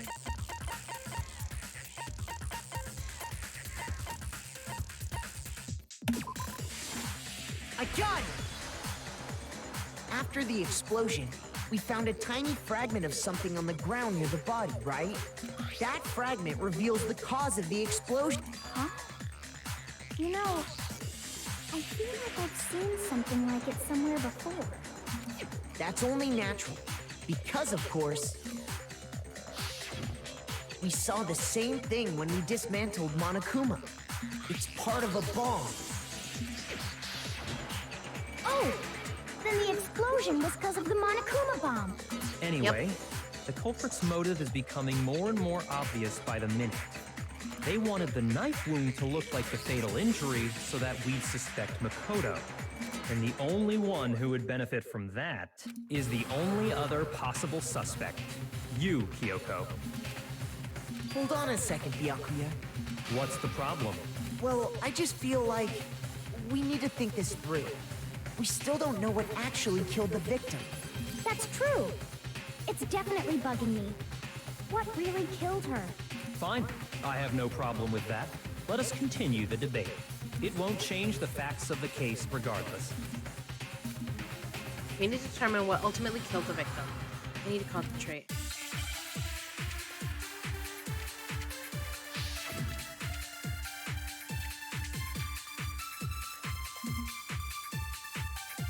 Then, shall we continue the debate?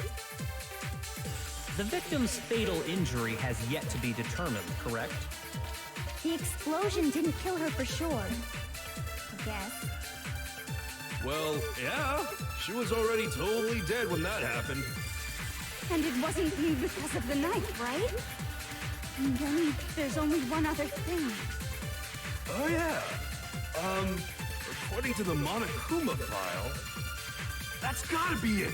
There was evidence that showed she was hit on the back of her head.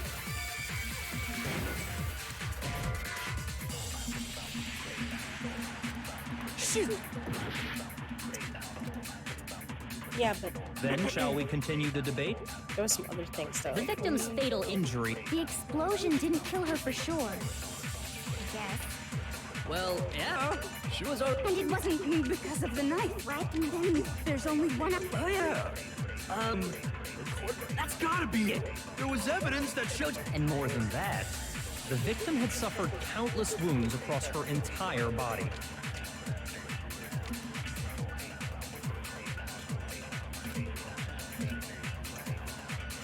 Then, shall we continue the debate? The victim's fatal injury has yet to be determined, correct? The explosion didn't kill her for sure. I guess. Well, yeah. She was already totally dead when that happened. And it wasn't because of the knife, right? And then there's only one other thing. Oh, yeah. According to the... Hold on, let me look at this. At the single time. Also been struck in the head. These are at least object about as thick as a metal pipe.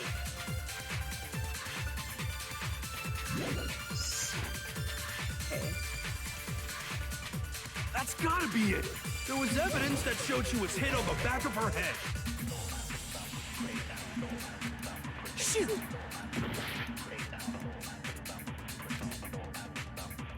Then, shall we continue the debate? The victim's fatal injury I has don't yet have to any be other determined, bullets, so correct? The explosion didn't kill her, Well, yeah. and it wasn't me. Then there's only. Oh yeah. According to the mop, that's gotta be it. There was evidence that showed she was hit on the back of her head. Did I already do that one? Shoot! Then, shall we continue? The victim's fatal injury has yet to be determined, correct? The explosion didn't kill her for sure, Well, yeah. and it wasn't me. Then there's only. Oh yeah. That's gotta be it. There was evidence that showed she was hit on the back of her. And more than that, the victim had suffered countless wounds across her entire body.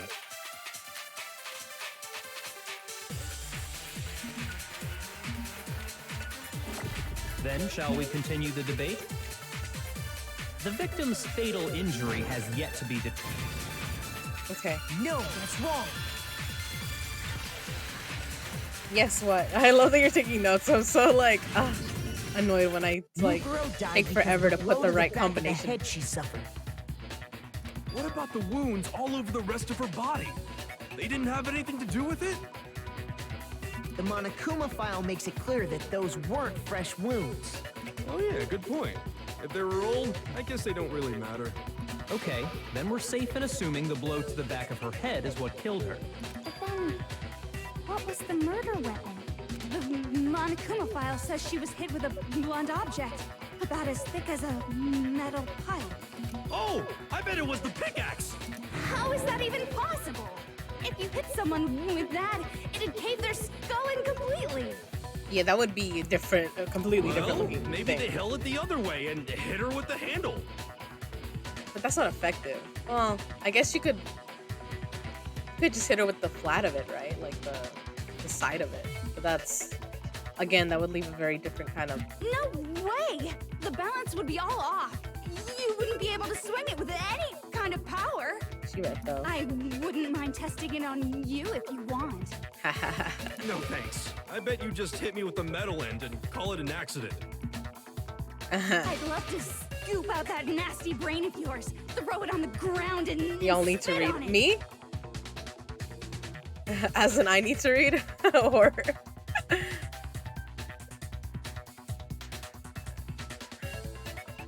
oh, the characters, yeah, they need to read. I feel the same way. Looks like we're on the same page this time. Oh my god. Seriously? Like frenemies. We Okay. want to figure out what killed her, right? It just so happens we already know. We already know? I knew we could count on you, Master. So what was it? Go ahead and tell them, Makoto. Surely you've deduced the real murder weapon? Yes. Because I kind of remember it.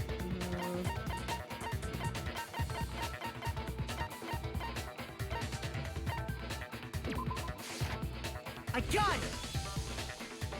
Mukuro was hit in the back of the head with something, and that's what killed her. And that something was the titanium arrow we found in the locker in the dojo. An arrow. That's what the culprit attacked Mukuro with? Indeed. There's no doubt about it. Are you sure?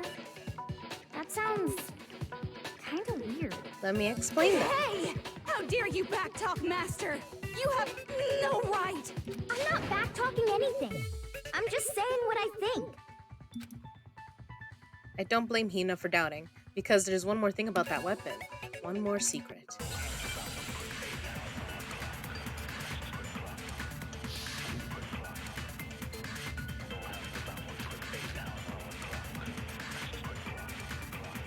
The titanium arrow. It was in the dojo locker, right? I have no doubt that was the murder weapon. Are you sure? You don't sound convinced. What's the problem? Well, because in the Monokuma file, it said the weapon must have been about as thick as a metal pipe, right? It seems like an arrow would just be too thin. No, that's wrong. Well, it wasn't just one arrow.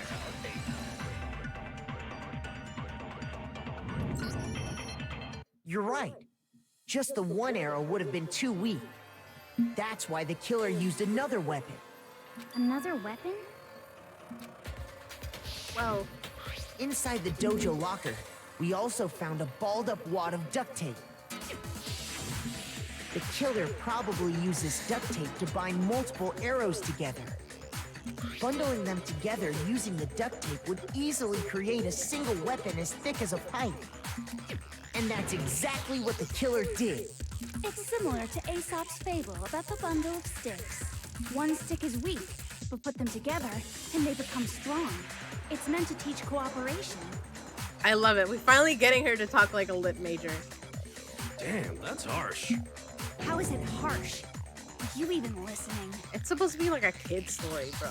Anyway, that explains the murder weapon. As for who the culprit is that stashed the weapon in the dojo locker, it was you, Kyoko. I've never been to the dojo. Oh What? no, you absolutely have. How can you say that with such confidence? Because we have proof, of course. Don't we, Makoto? What's the matter? Surely you don't intend to protect a murderer. Yeah, but now we feel bad that she's here and we're like, You know what will happen if you do, don't you? If you cover for the culprit, there's only one thing that can lead to the death of us all, remember? Of course I remember. Then show us. Show everyone the evidence that proves Kyoko went to the dojo. I have the evidence. Evidence that Kyoko went to the dojo. Yep, the little wooden thing. I got it! The one thing that proves Kyoko was in the dojo is right here. The key to the dojo locker. And how does that prove anything? Because I found it in your room. It was in my room? Don't bother trying to play dumb. That key is just the final piece of the puzzle. Your non-existent alibi, your clear motive, your attempts to frame Makoto for the crime. This all proves that you are the true culprit. You can't explain this away, so just give up. Hold on a second. Not this again. You really are dead set on defending her, aren't you? No, it's not that I want to defend her. It's just, there's one more thing I need to ask her. Kyoko, I want you to tell me something. Last night, you were in my room, weren't you? Why? What were you doing there? That's what I need to know. I was just protecting you. What? She was protecting me. Then does that mean she knew I was being attacked? And she came to my rescue. Could that be when? Which would mean that Kyoko, she killed someone. For me. That's enough. The time for idle chatter is over. A verdict is close at hand. I mean, hold on. Wait. I'm warning you. Don't make this mistake. I'm not the killer. I knew you were stubborn, but this is just getting ridiculous. Really? But you should know better than anyone I didn't do it. Can you tell me I'm wrong? I should know? What? Byakuya should know better than anyone. What does that mean?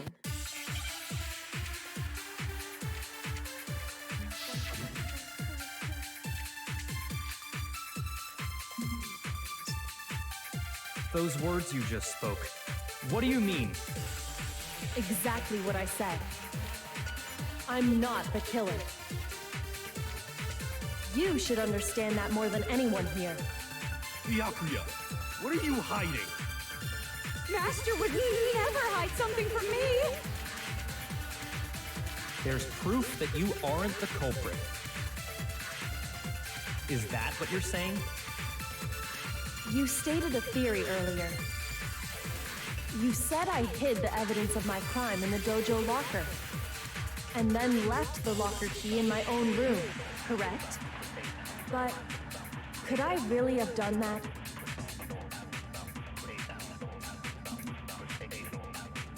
Wait, Kyoko gave her room key to Byakuya, right? Which would mean... Those words you just spoke. What do you mean? Exactly. I'm not the killer. You should understand. Byakuya, Master would never. There's proof that you aren't the culprit. is that what you're... You stated a theory, or you said I hid the evidence of my crime in the dojo locker, and then left The locker key in my own room, correct? What does that have to do with what I said? Or do you just not know what you're doing? Shoot! Those words you just spoke. What do you mean? exactly what I said. I'm not the killer. You should understand that more than anyone here. Doesn't he have... Byakuya, what are you hiding? Why do I have only that? Master would never hide something from me. There's proof that you aren't the culprit. Is that what you're saying? You stated a theory earlier. You said I hid the evidence of my crime in the dojo locker, and then left the locker key in my... But could I really have done that?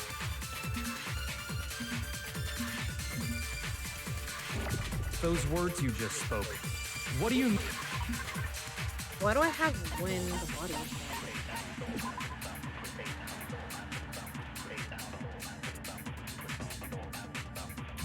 Okay, just making sure that I don't know why. Exactly what I said. I'm not the killer. You should understand that more. Byakuya, Master would never hide something from me. There's proof that you aren't the culprit. Is that what you're saying? No, okay, I need to You get him. stated a theory earlier. You said I hid the evidence of my crime in the dojo locker, and then left The locker key in my own room. I meant to... Correct. Fuck, sorry. I meant to grab it. Shoot!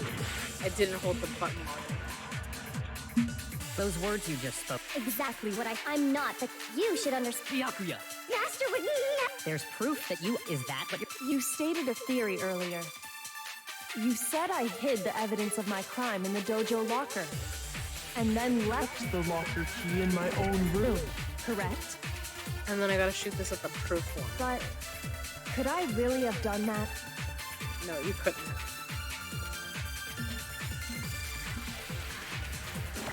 Those words you just spoke. What do you mean? Exactly what I said. I'm not the killer. You should understand that more than anyone here. Byakuya, what are you hiding? Master would never hide something from me. There's proof that You aren't the culprit. No, no, fuck. Ah, kill me. Is that what you're saying? You stated a theory earlier. You said I hid the evidence of my crime in the dojo When I don't want to locker, grab it, I grab it. and then left The locker key in my own room. correct? But could I really have done that? Those words you just spoke. Exactly. I'm not the... You should understand. Byakuya, what are you hiding? Master would never hide something It's from up me. here.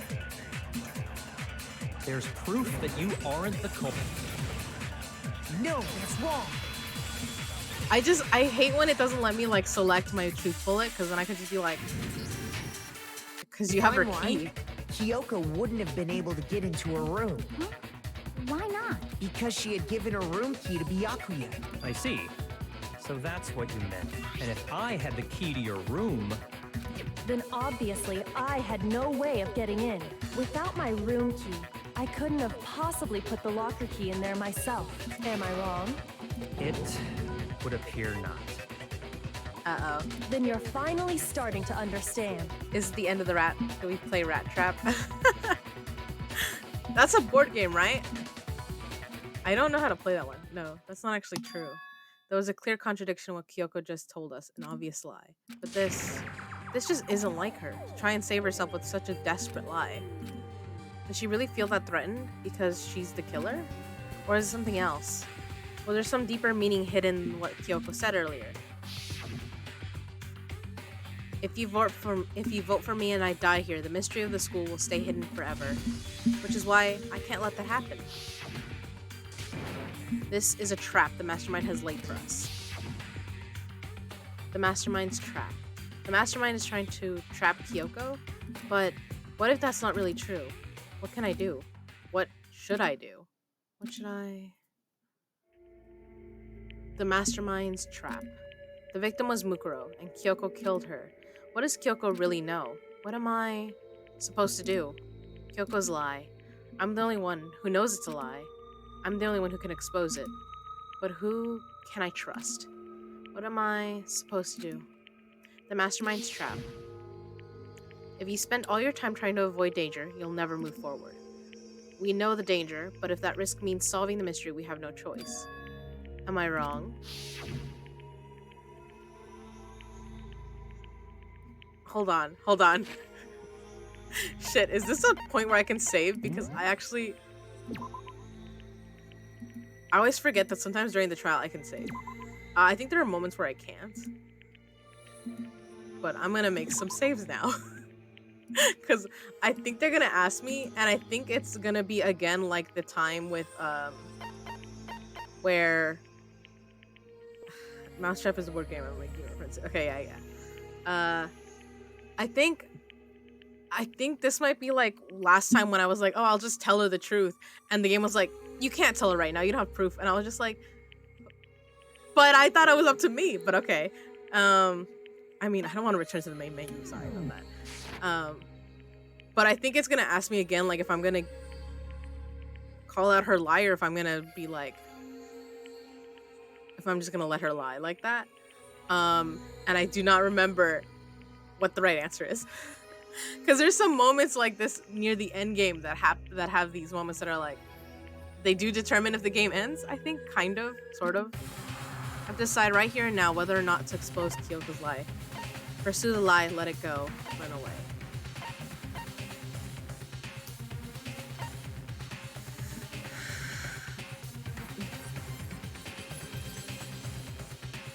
I'm glad that I don't have a fucking timer up there, but I'm still like, based off of the little flashback of her telling us, like,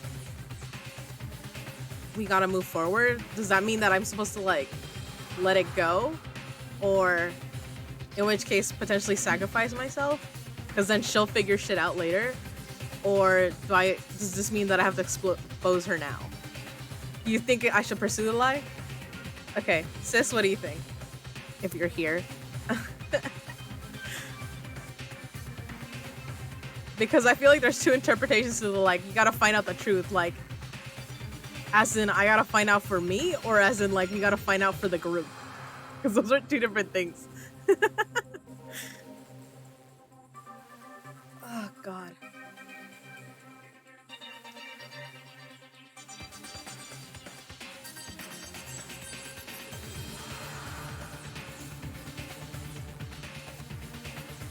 Pursue the lie. I guess we'll just go with it, right? Like, okay. There was a lie hidden within Kyoko's statement just now. A lie? Isn't that right, Kyoko? You said it. The burden of proof is on you. Okay. So let's hear it. Where's this lie, then? Kyoko is definitely lying, and it must be because there's some other deeper truth she wants to keep hidden.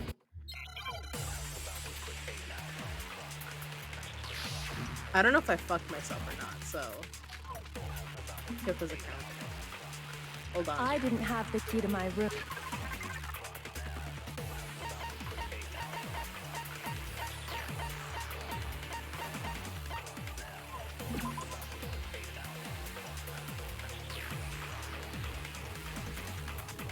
This area seems to have no monitors or security cameras.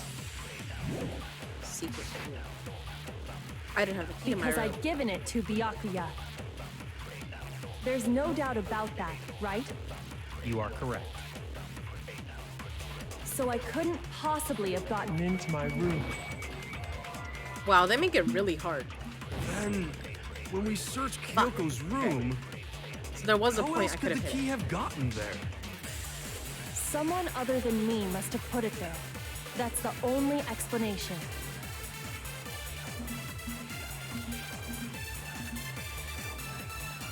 I didn't have the key to my room. Because I'd given it. There's no doubt about You are correct. so I couldn't possibly have gotten into my room. Then, when we searched Kyoko's Fuck. room, It's gonna be a bitch to get. how else could the key have gotten there? Someone other than me must have put it there. That's the only explanation. Okay, come on. I didn't have the key to my room. Because I'd given it to Byakuya. There's no doubt about that, right? You are correct. So I couldn't possibly have gotten into my room. Then, when we searched Kyoko's room, how else I'm could gonna the be key so have annoyed with gotten that. there? Someone other than me must have put it there. That's the only explanation.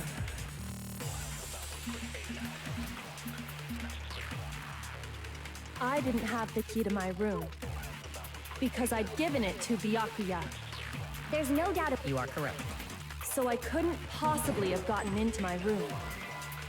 Then, No, it's wrong. Finally. No, Kyoko could have gotten into her room.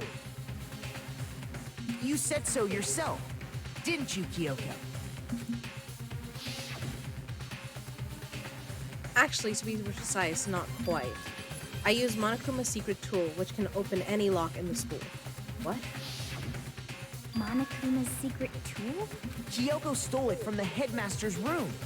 It lets you get into any room in the school, which means she could have used it to get into her own room. Then I guess that's it. You're giving up just like that? You admit to killing? No, I'm simply recognizing that I lost. What are you talking about? Like I said, this was a trap, and I wasn't able to escape it. So I lost. That's all this means. Huh? Then, are you saying you really didn't... Kyoko, you really aren't the killer? Okay, time's up! Huh? I'm sorry to say, but your time is up. All done, all finished. I don't know if I The fucked class myself. trial Hold on. is all over. But that's ridiculous! Since when is there any... It's because you were late, so the trial started late and time ran out. So then, it's time for voting time, okay? Everyone, please vote using the lever in front of it. But I guess we already know who the blackened is, don't we?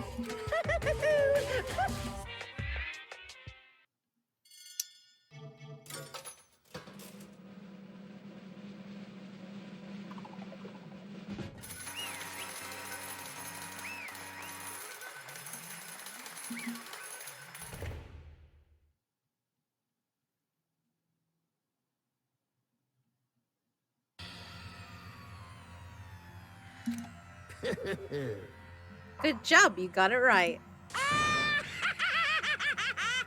Brilliantly right. Oh, fuck. We got it right? Does that mean Kyoko really is the killer? But something strange is going on here. There's something wrong with this whole class trial. Kyoko. Now then, I've prepared a very special punishment. Is everyone ready? Okay then. Let's give it everything we've got. It's punishment time!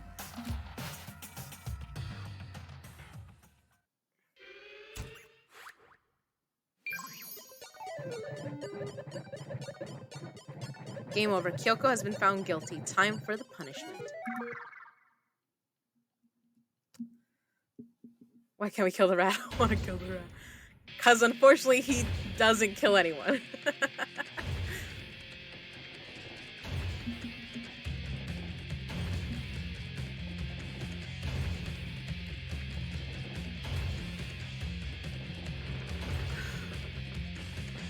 I don't know if it's gonna reset me or not. Hold on.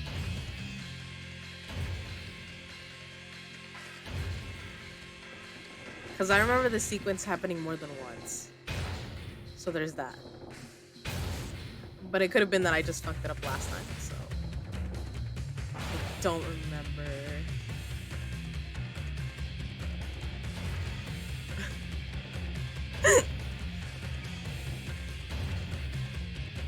After school lesson.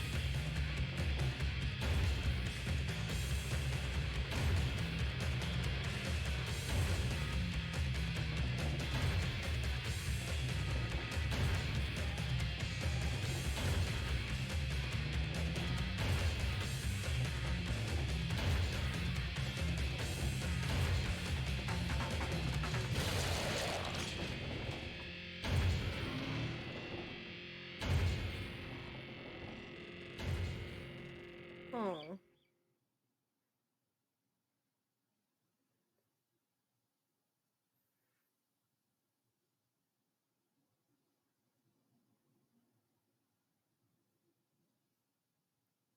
Okay, I fucked up, I think. I'm pretty sure I fucked up then.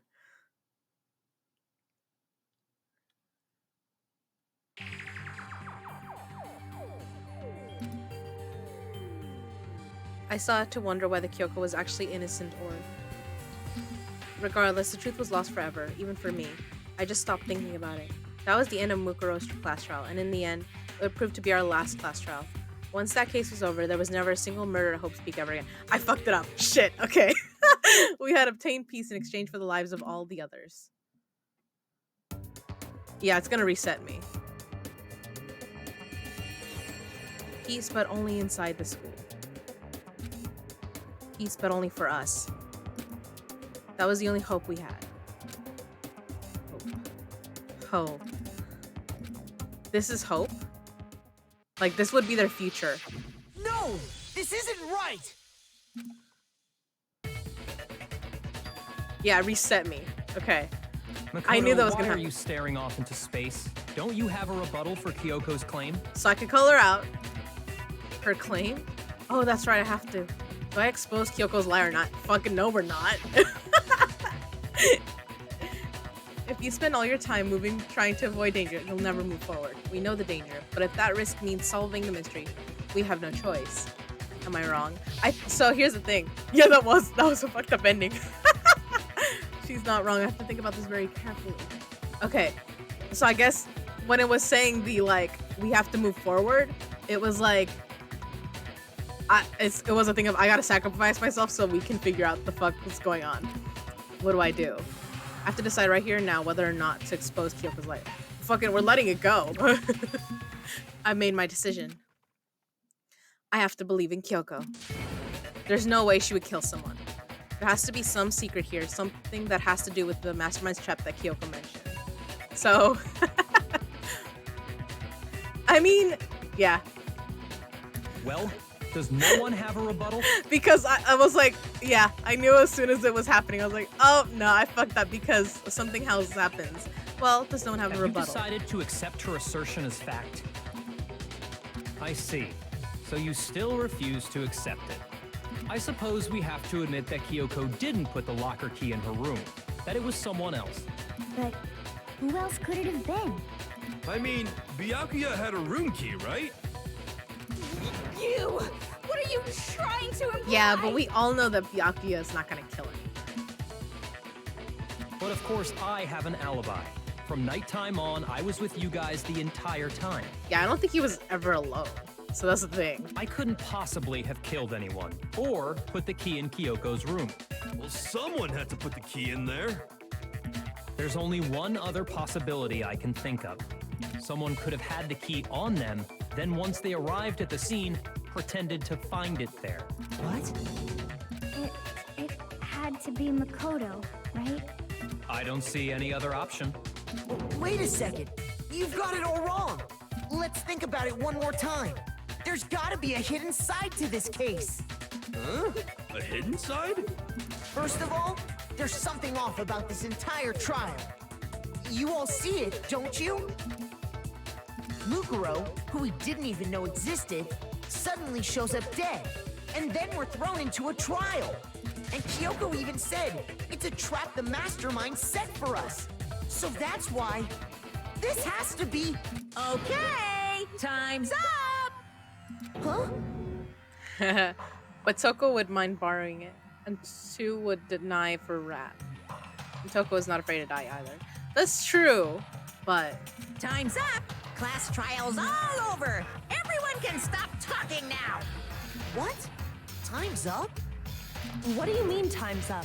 There's no time's up. Since when have we... It's because you were late, so we had to push back the start time.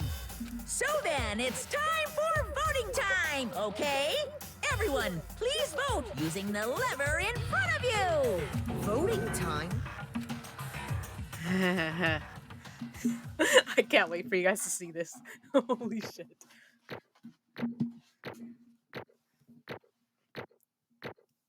Like, now it's for realsies now that I know that I've got the little, I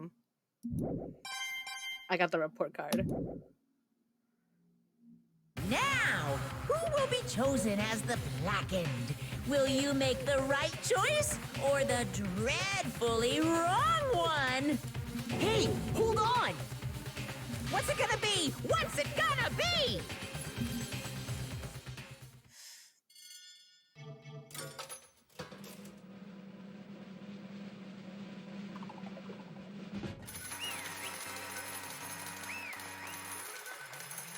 I've been announced guilty. Fuck me. Okay, let's do this.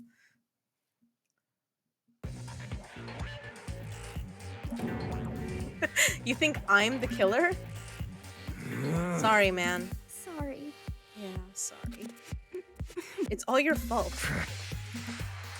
Everyone, you're wrong. You got it all wrong. I didn't do it. Yes, indeed. Good job, everyone.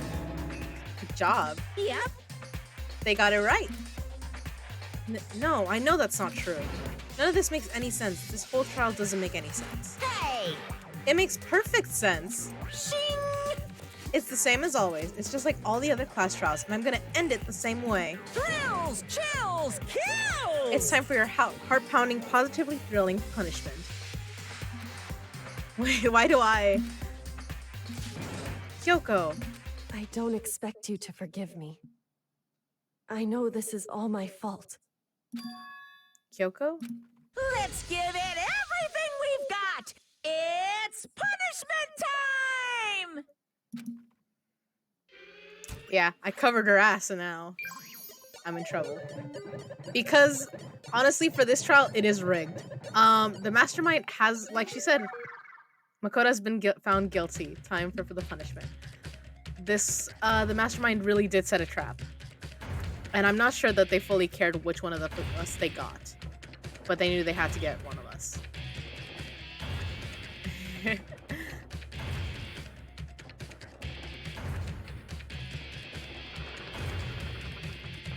I'm so excited for you guys. Y'all are flipping out. Oh my god.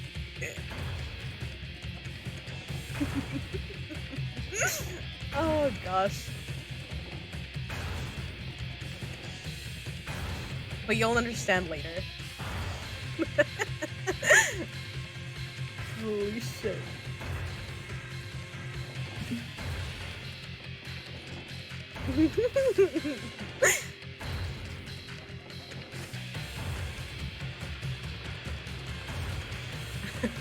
Trouble is missing quite the show. After school lesson. Yeah, so I did the same thing I did the first time I did this, and I fucked up. But I think I meant to. So another fucked up ending. Hold on. You'll see.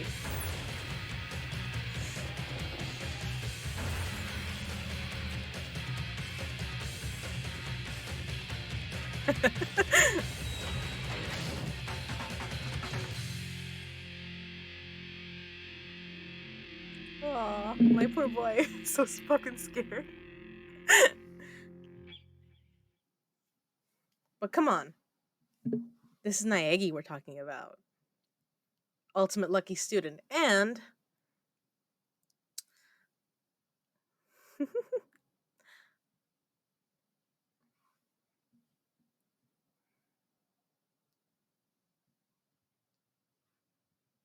we, we kind of have plot armor. Yup. Alter Ego was like, oh, fuck no. Remember, we did plug him into the school system, so he got tied somewhere. And now the bear is shook. What's this? What's going on?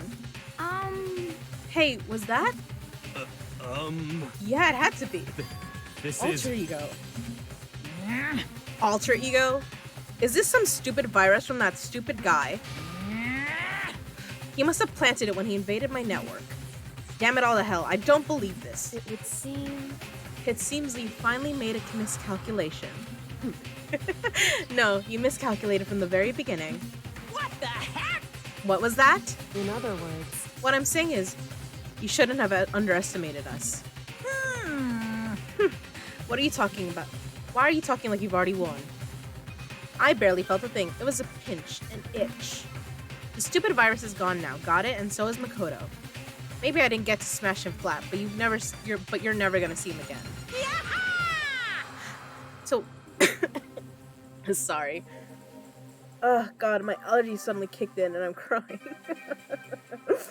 Oh shit, man. Hey, Makoto's the ultimate lucky student. Although, when you see the one from 2, oh my god, I kind of want to say he kicks our ass, but he also kind of doesn't. To waste away in a garbage-strewn pit, in a way that's an even better special punishment. But it's still not enough. I'm still not satisfied. I'm still gonna bring despair to the rest of you. Bring despair to the entire world.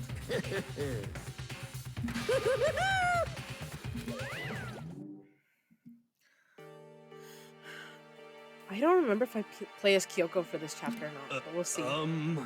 Is he gone? Hey, Kyoko, what's the meaning of all this? Just what the hell is going on? Calm down. It's okay, we're not the ones being trapped this time. Oh, God. In other words... Sorry, guys, my allergies are killing me. Fuck.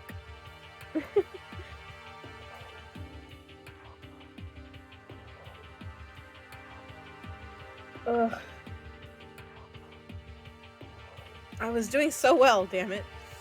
Now it's the mastermind that's ensnared. What did you say? What are you talking about?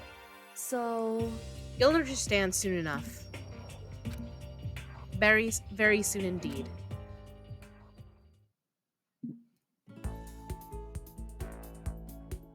But yeah, come on. They weren't gonna let me die. Are you kidding me? Unfair, but it's fun. Fine, unfair. The massive high school towers over all the other buildings in the bustling urban area. It's like the school stands at the center of the entire world. What the fuck? Okay. Brings its top student from everything. Okay.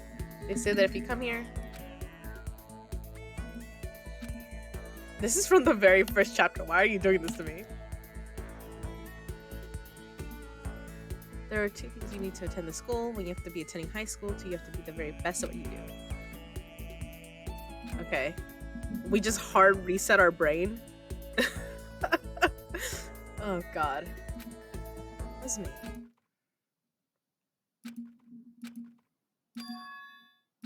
Okay.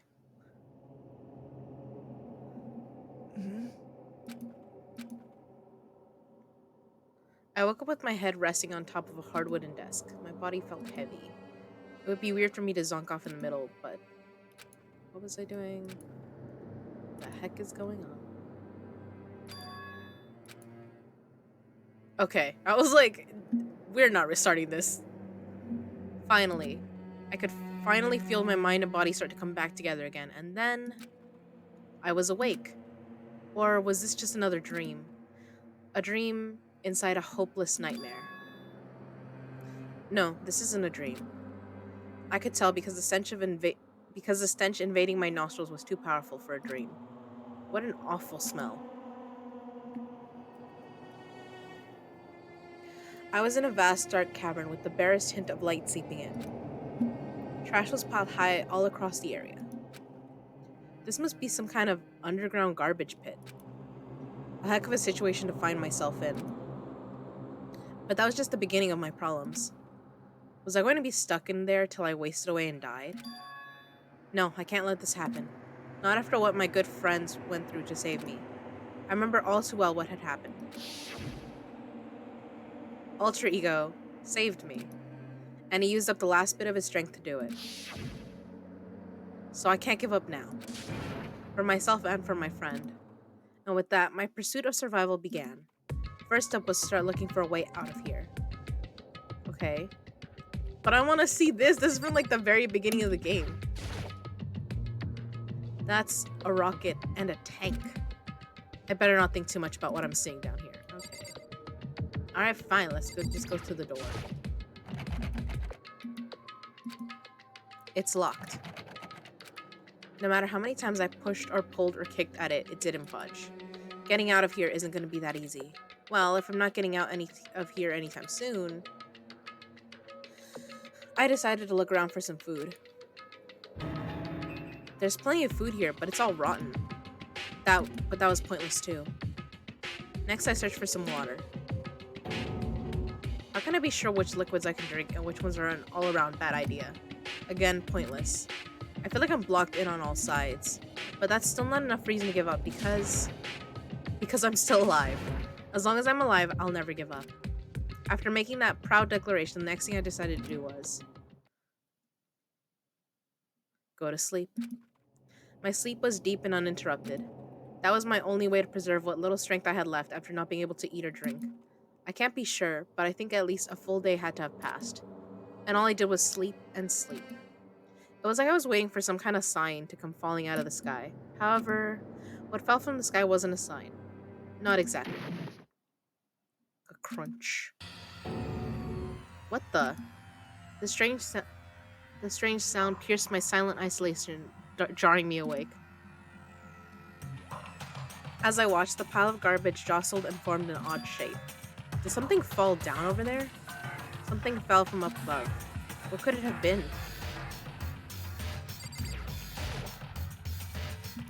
Did a giant piece of trash just fall down here? I carefully stretched my hand out toward whatever it was that had tumbled down here with me. Just a second.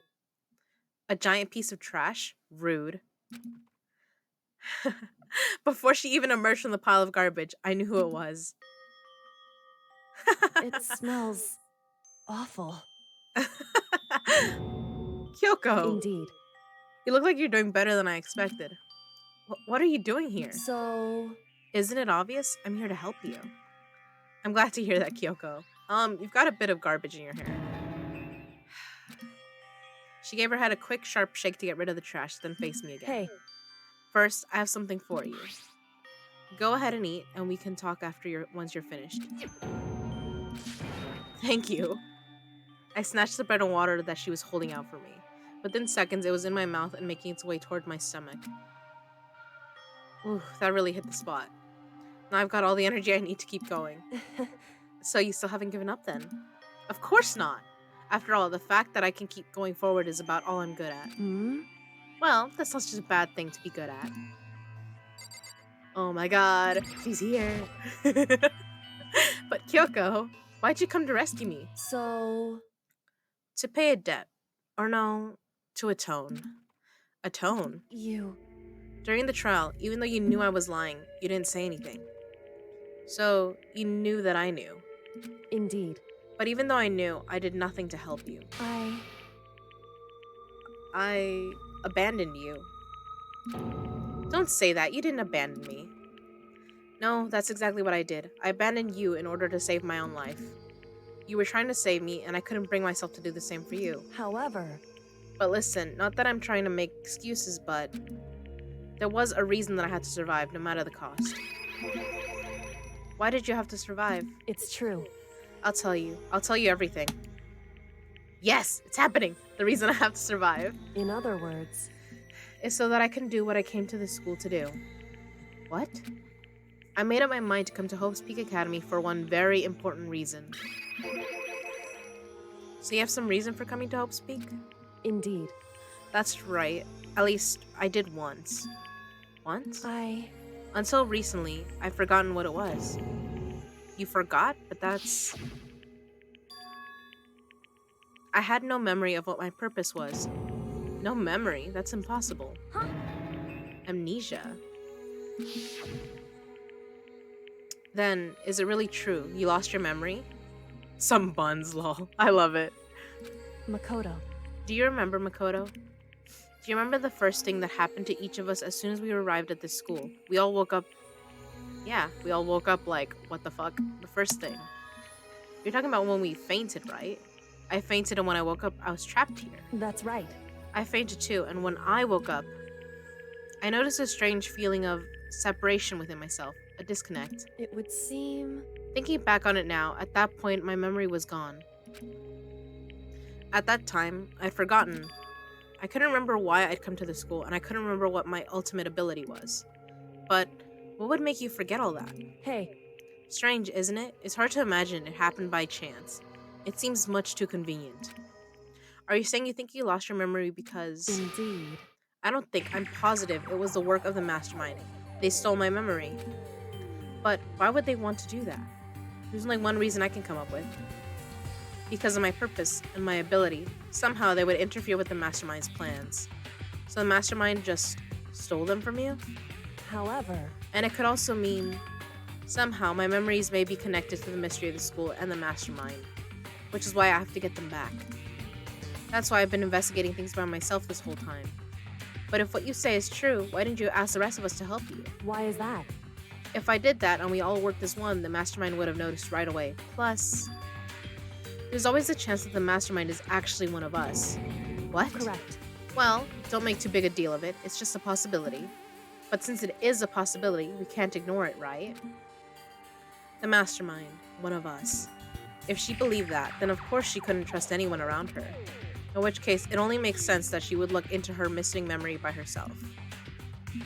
However... Private, she's not a teen, she's 50. No, she's a teen. That being said, there was a limit to what I could do by myself, which is why I asked you to help me. But why me? Because among everyone, you were the least likely to be the mastermind. That was just intuition, but I see. Your intuition was right, though. There's no way an ordinary kid like me could have been the mastermind. I understand. I should understand everything. My goal isn't to get out of here. It's to stay here. So he's remembering his dream. It's just like that dream I had before, but why did that just happen? Listen. Are you okay? Oh, yeah, it's nothing. It is nothing, right? Hey. Even now, I still trust you, you know. It's just, I'm not used to relying on others. Correct. I know I never asked you for help the right way, so I understand if you're not convinced. Honestly, I was convinced. I think that's just her personality. Okay. You said you had a reason for doing all that investigating on your own. So how'd that turn out? Were you able to remember anything? So... I think there's still a lot I don't remember, but at the very least, I was finally able to recall my purpose and my ability. You mentioned your ability. My ability, what everyone should have known me for. I'm the ultimate detective. So you were right on that, Eli. The ultimate detective. Correct. And the reason I came to Hope's Peak Academy, there was someone I had to find here in the school. You had to find someone. Who? So... Well, it was the headmaster of Hope's Peak Academy. The headmaster? Why did you want to find the headmaster? Because he's my father. What? In other words... I was separated from him as a child. As it turns out, he became the headmaster of Hope's Peak. Kyoko's dad is Hope's Peak headmaster. Then that explains when Alter Ego told us he thought the headmaster was involved. I'll find a way. Huh? No matter what it takes, I will find the headmaster. No matter what? No matter the cost. So, Kyoko, what's going on? My memory hadn't come back at that point, but when he said that, I felt strange. It makes perfect sense now, of course, since my whole purpose for coming here was to find him. That makes sense. However... But listen, Makoto, I want to make this perfectly clear so there's no misunderstanding. I said the headmaster wasn't the mastermind, but I didn't say that to protect him. I only said what I felt based on what I'd seen when I snuck into the headmaster's room. Then, what did you see in there? So, The room had been ransacked. The shelves were a mess, the desk drawers dumped on the floor. The only conclusion is that someone who didn't know where anything was had been in there. You mean the mastermind, right? it's true. That was my assumption, yes, and to confirm my suspicion, I decided to investigate the second floor of the dorms using the key I'd found. But why there? Because I'd also found this in the headmaster's room. This is some kind of map? Indeed. It's a layout of the entirety of Hope's Peak Academy. I found it in the headmaster's room along with Mukuro's profile and that key. The map showed that the second floor was home to a number of rooms meant for faculty use. Some of the staff must have had to stay overnight from time to time. And I figured the headmaster would have some kind of private room there. I assumed that if that were true, that room would likely hold more clues, so I went to check. Correct. And that's when I finally remembered. I remembered that my purpose was to find the owner of that room. So you went there to see if the headmaster really did have a private room there. However, But once I got there, I noticed that the second floor of the dorms didn't have any camera or monitors. So what was it like? That part of the school, I mean. It's hard to describe. All I can say is, the moment I saw it, I realized whatever's going on in this school is more horrific than we ever imagined. I love that time to go hunt. Hunt the bear and make a rug. What do you mean? so I can't explain it. You need to see it for yourself, and I'm sure you'll get your chance soon enough. It sounds like it must be important and really ominous. Oh, I think I get it. Because I'm supposed to be dead right now, so I gotta hide. That's what we're saying. however, Which is why I had no idea what was going on in the rest of the building. It has to do with Mukuro Ikusaba, doesn't it? however, Just to be perfectly clear, I didn't kill her. And I know it wasn't you either. I know you're right, but that just means everyone but you and me had an alibi, so then who did kill her? anyway, What I can't say for sure is that the mastermind is directly involved. To begin with, the point of the class trial for Mukuro Ikusaba was to get me killed. Get you killed? indeed. I stole that key and disappeared, and in retaliation, they wanted to draw me out and eliminate me. Correct. That was the point of the class trial. It was? The mastermind knew they couldn't interfere directly. You mean because of the school regulations? That's right. Exactly. With minimal restrictions, you are free to explore Hope's Peak Academy at your discretion. In other words, The mastermind is adamant about following the rules, and with that rule in place, they couldn't step in. Since they couldn't kill me themselves, they tried to use a class trial to do it. The mastermind couldn't step in because of the rules? That makes it sound like the mastermind themselves is somehow bound by the school regulations. hey, There's one other thing I'd like to point out about the murder of Mukuro Ikusaba. What? What's that? There was a point where Mukuro may not have become the victim. It could have been you, Makoto. I could have become the victim? indeed. You know what I'm talking about, right?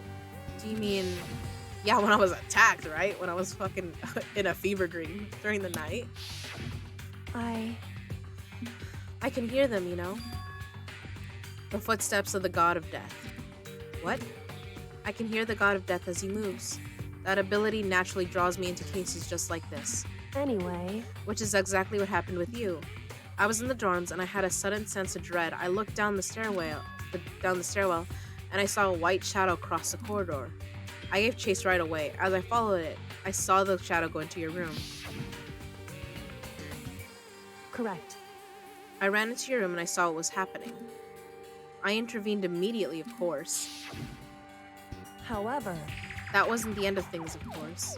I stopped them, but that led to... Whoever the mass assailant was, they ended up dead. correct.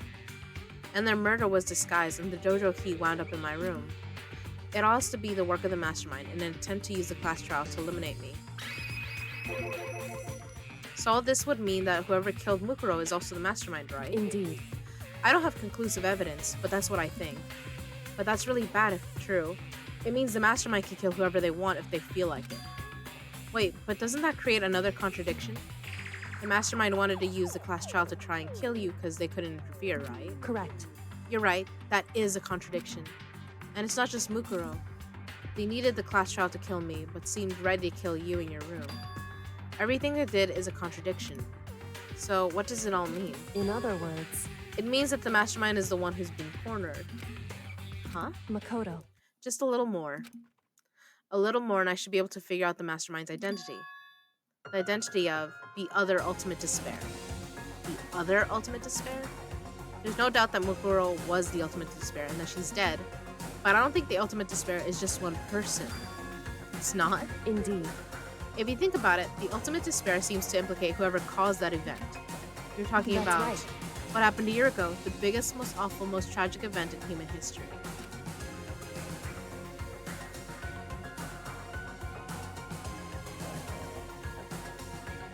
And oh, you think Kyoko's the mastermind?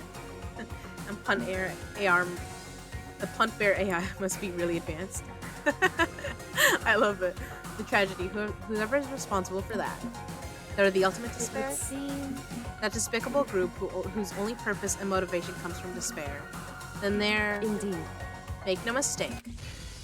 They're the root of all evil that has forced us to go through with this. That is the ultimate despair. And that is our real enemy.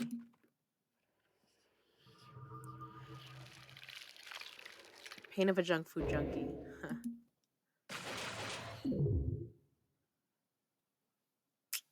Yeah, now there's 6. I think because last chapter they said there might be 7. Now there's actually 6. Receive Dream Island rocket present. Okay. Yes. I think we're at the last chapter now. The Ultimate Despair. A group of people who caused the tragedy 1 year ago. Those same people put together this killing game and began broadcasting it around the world. The most desperately awful group of people ever. That is the Mastermind's true identity. Our enemy has finally been revealed. But right now... Anyway... Right now we have to get out of this horrible place. Figuring out the rest of the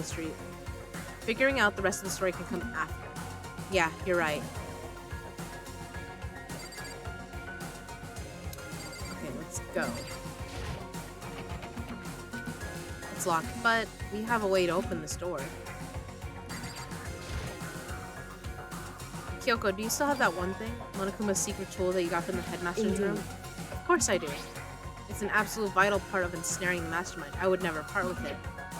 And it can open any door in the school, right? That's right. That's right.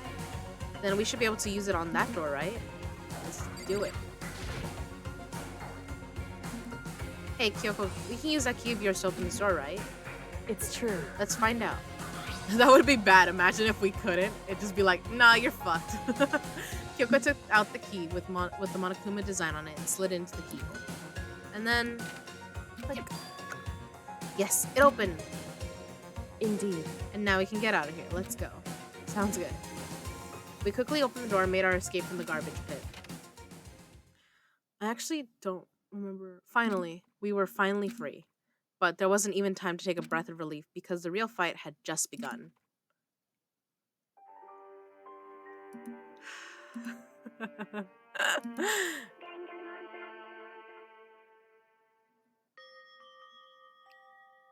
After leaving the garbage pit, we found ourselves in a tunnel extending straight up like a chimney. There was a metal ladder leading up into the tunnel. We started climbing the ladder, intent on reaching the surface.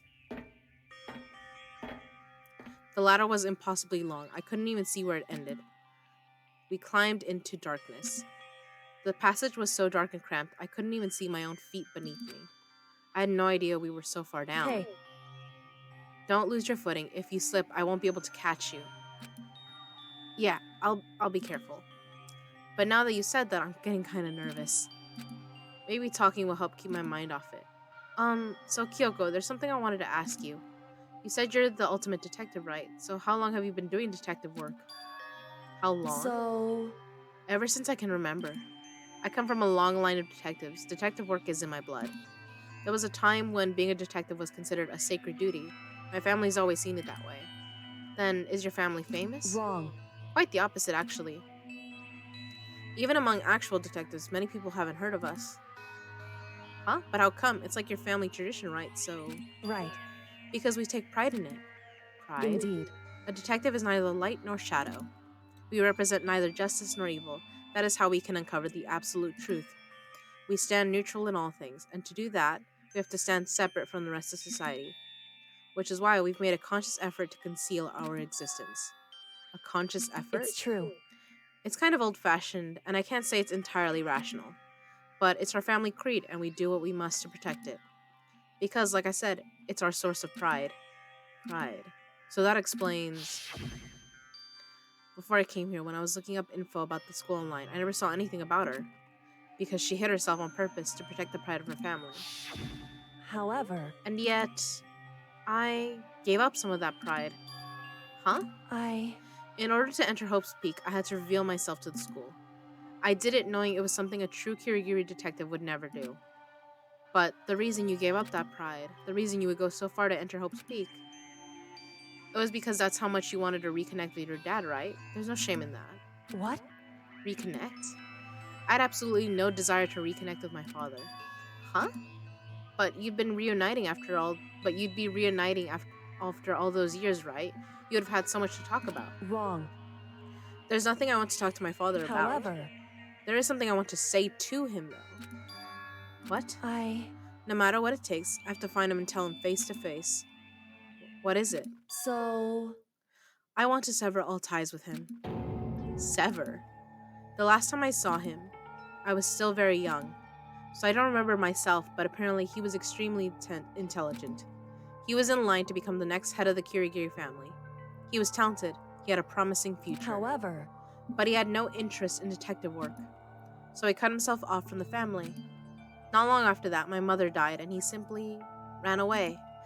He went to my grandfather, and they had a huge argument, and young as I was, he left me behind. I'm sure there was a reason for that. I'm sure your dad wanted to take you with him. Right. If that's true, then I need to thank him. Thank him for leaving me. Because unlike him, I take pride in the work I do. I take pride in my family name. So every last part of me is happy he didn't take me with him. If I'd gone with him, I never would have had the chance to become a detective. I was above Kyoko on the ladder, so I wasn't able to see her expression. So I couldn't tell. I couldn't see how she looked when she said that. What she might have been feeling. And the views with their screenshots. Seems ultimate despair is the AI. For the Kuma. Open the tourist on the other side. All I could tell was that compared to her usual self, she was more talkative and more emotional. I don't blame him, you know. He had his own life to live. That's what anyone in my position might say, right? But it's not true. But there's one thing that I can never forgive. Really. So... the way everyone else looked at me. I was never sad about being left behind. Like I said, I think it was a good thing. However... but when the rest of my family looked at me, they saw something different. They only saw me as the little girl that was abandoned by her father. That's how they see me even to this day. His shadow has been following me my entire life. I'm sick of it. I need him out of my life. I need to step out of his shadow. Correct. That's why I have to find him and tell him we're no longer family. In order to settle the past. In order to remove him from my life forever. I have no doubt he forgot about me years ago. But your family, to just cut him out like that. Wrong. Our only connection is through blood, nothing more. Are we connected by heart and soul? No. Hey. Is blood really enough to call someone family? Only connected by blood, not by heart or soul. I was so shocked to hear her say something like that. I didn't know how to respond. So instead, I said nothing. To be fair, it seemed like Naegi had like the perfect little what do they call it? Nuclear family. When we saw his little the very first chapter, they had the little TV bit where we saw his parents and his sister, and they were all like, "Oh, we're so excited for you." They were like ideal. I just kept climbing the ladder in complete silence. And after I don't know how long, we finally reached the top.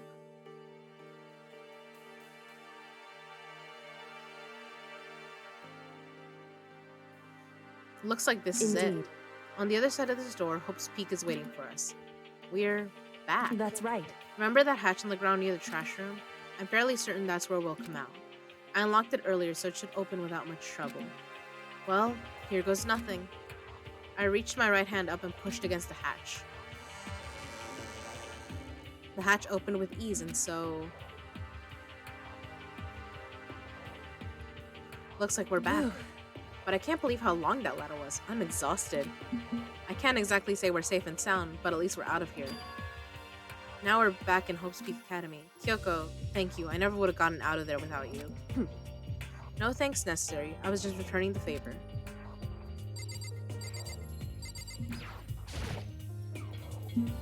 So, now what do we do?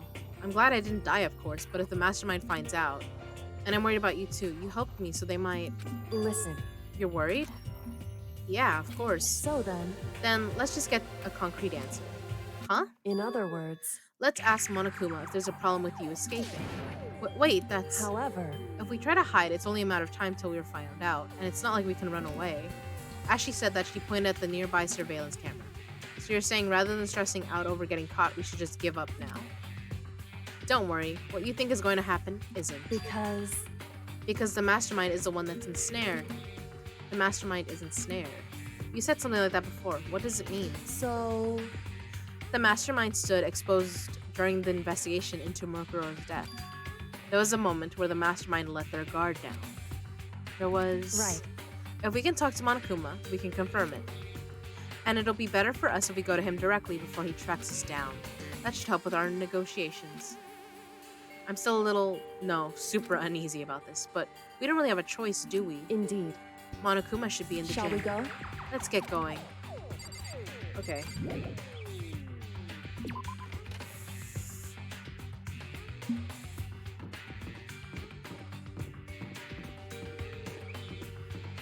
I love how the second floor of the dorms was mentioned, and I don't think we've ever been here. Oh, it's that room. Okay, I was like, where are the stairs for this place? Yeah, okay. I didn't pay attention. I just ignore those stairs because I'm like, well, we never used them. So my brain completely forgot those were there.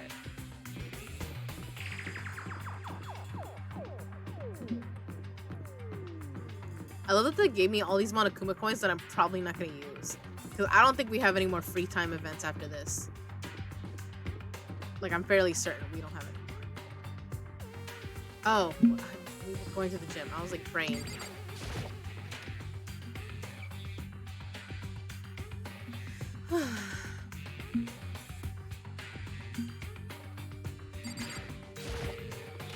I didn't realize it changed to chapter 6. Oh, gosh. Well now, well now, well now, well now.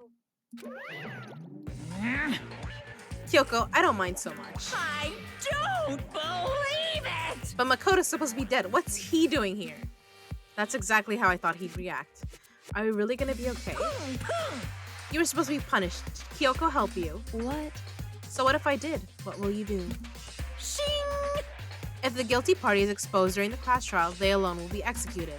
It's unfortunate, but that is the rule. So now I gotta punish you again. Angry! And this time I won't leave anything to chance. Kyoko, Right. do whatever you feel you have to. What? However, But before you do, let me just say one thing. now, If you execute Makoto, that means you lose. Not that that matters to you, right? Huh? I lose? Hey! You, explain yourself. What do you mean by that? because Well, you set up this latest class trial yourself, right? I was getting in your way, so you wanted an excuse to kill me. in other words, I was supposed to be chosen as the Blackened and then executed, right? Hey, what are you talking about? however, But when Makoto chose to overlook my lie, your plan came crashing down. The results of the trial weren't at all what you were expecting. Because you never imagined that in that position, one person would protect another like that. right, And in response to that unexpected development, indeed, you reacted by proclaiming Makoto the Blackened and trying to execute him. You made the choice out of desperation, no more than that. You must have realized that Makoto, who refused to be manipulated, was a threat to you as well. however, Oh, threatened by little old me. But then there was another unexpected development waiting for you. An entity that would throw a wrench, so to speak, in your precious execution machinery. Alter ego. You never imagined that possibility of a being that could come to our aid even after you killed it. Am I wrong? Now, here's the absolute truth. Makoto didn't kill Mukuro. You did. Listen to me. So, executing Makoto for it would surely be a violation of your rules, which I know you love so much. If the Blackened is exposed, they alone will be executed. That's what you told us, right? And that means I lose? You talk a big game. You're saying the Blackened is me and not Makoto. Well? And you can prove this, right? Well, No, I can't. Don't just say it like that. What is this, a comedy routine to make such bold claims with a shred of evidence? that doesn't matter. I don't have any right now, but with a little more time, I guarantee I'll find some. That's right. Because no matter how deeply you try to bury it, there is only ever one absolute truth. Only one truth prevails, Jimmy Kudo. And now you're trying to talk like some kind of famous detective type. Because If Makoto really was the killer, he never would have come to you willingly like this. He would have feared for his life, feared another execution. He would have tried to run and hide.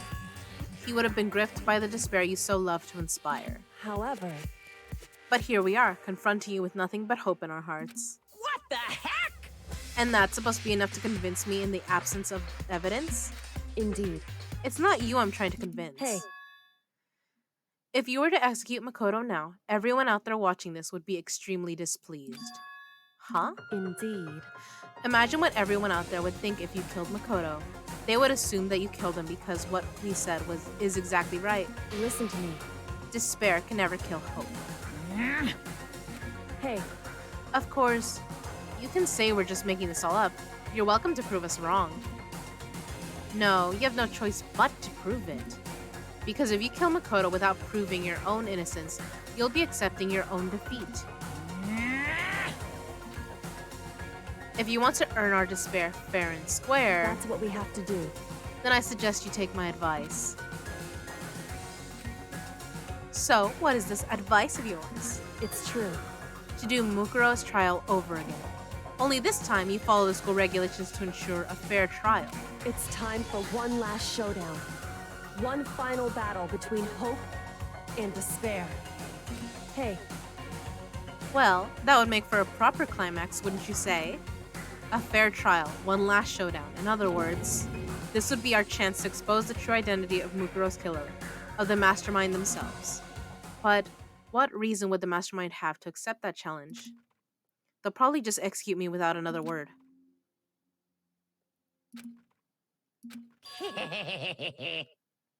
Interesting.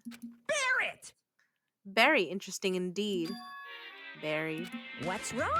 Oh, I was getting bored, so I decided to change things up a little. So time for bear jokes. Now, what you suggested might be possible. It would certainly make for one honey of a climax. in other words, Does that mean you accept? You guys! If we do things your way, that'll be enough to convince you and the viewers, right? And it would cause you unbearable despair, right?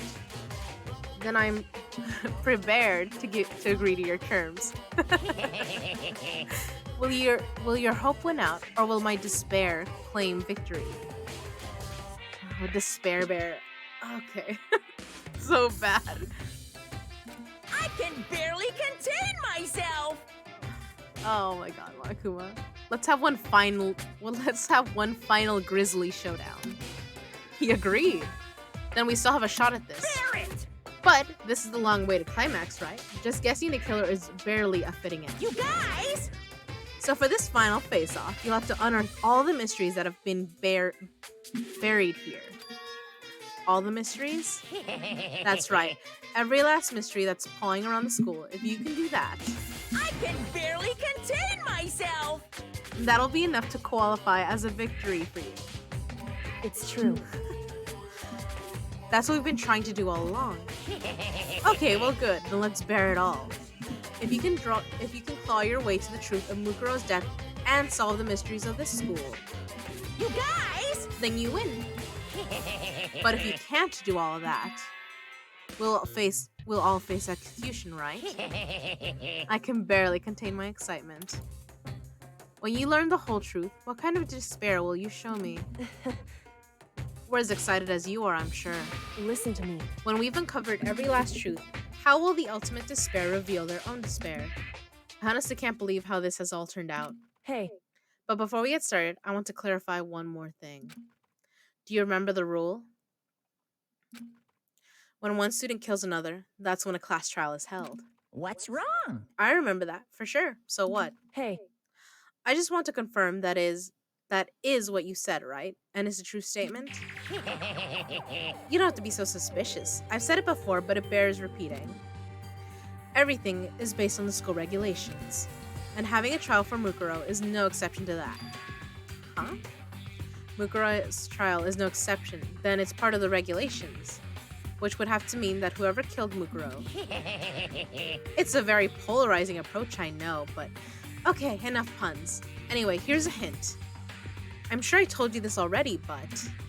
This killing game began with 16 participants, all of them high school students. And the only people to take a single step in Hope's Peak since the killing game began are those 16 students. What?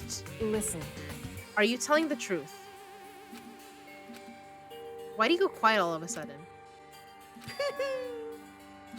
Now I'm really angry! I'm done talking. I got nothing left to say to you. So get lost, would ya? Why so mad? Whew.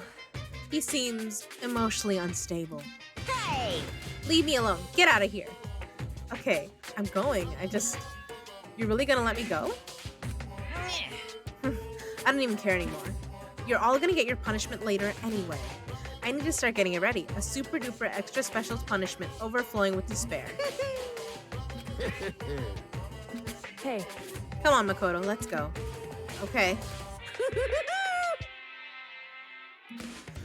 Holy shit, okay. Monokuma's unstable laughter seemed to cling to us as we walked away. So it seems like we're in the final chapter, and I'm like, oh my god, we've already been going for almost 3 hours now. So here's the thing.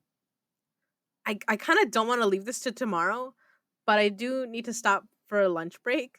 So I'm like, do I end the stream and then start it up again after? Or do I save it for tomorrow? And we do it tomorrow morning. But I'm like, we're so close to the end, I think. But it's probably going to be like another 3 hours, though, because I think this time we're going to have to...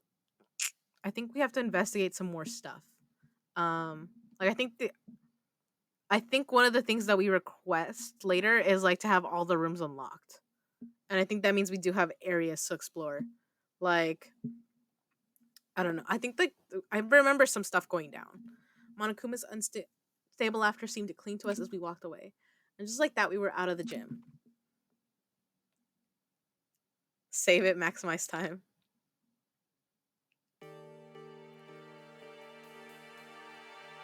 I mean, I'm gonna save it here, but I'm like... I'm gonna make a lot of saves. Because I do think...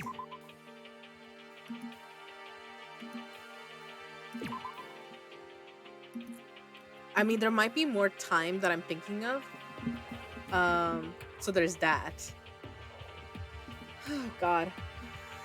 But what did you guys think? It was great, right?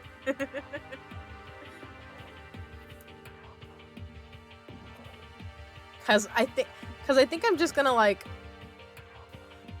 I said, I don't know if, well, I do want to keep going, but yeah. I think I'm gonna have to, like, end the stream and restart it. Still stream after you eat. Okay. If you want, but up to you.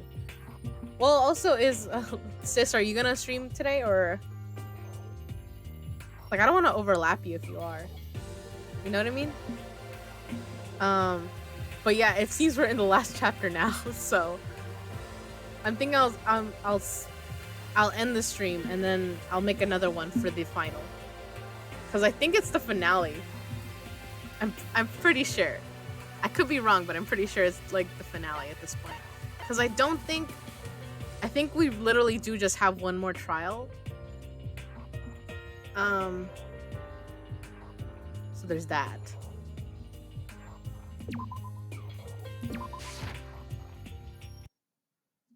Danganronpa.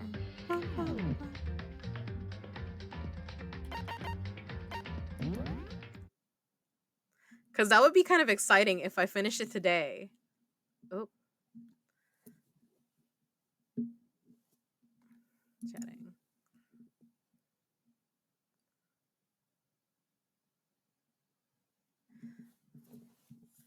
Because that would be really exciting if I finish it today. And then tomorrow we could start on a whole new game, potentially. And I start with, the second game. Which is... So there's that.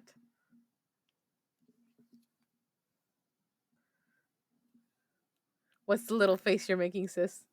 You're... So you think I should do that? I should end stream and then I'll make another stream after lunch? You might stream Minecraft to get the materials you lost. I mean, because I don't want to, like, you know.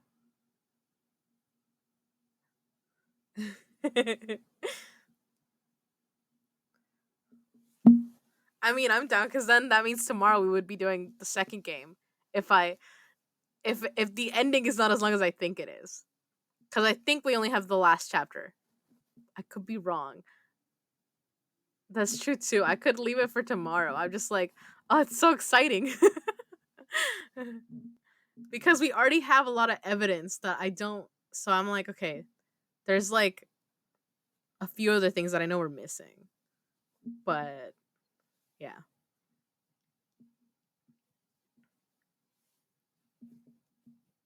Because I could also just like decide to leave it for tomorrow and then I could just play with you guys. So. Or just play Minecraft.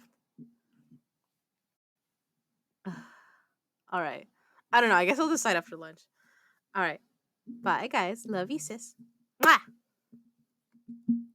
Yeah, we can all hop on. Okay. Then I'll save it for tomorrow then. All right. Bye. Mwah!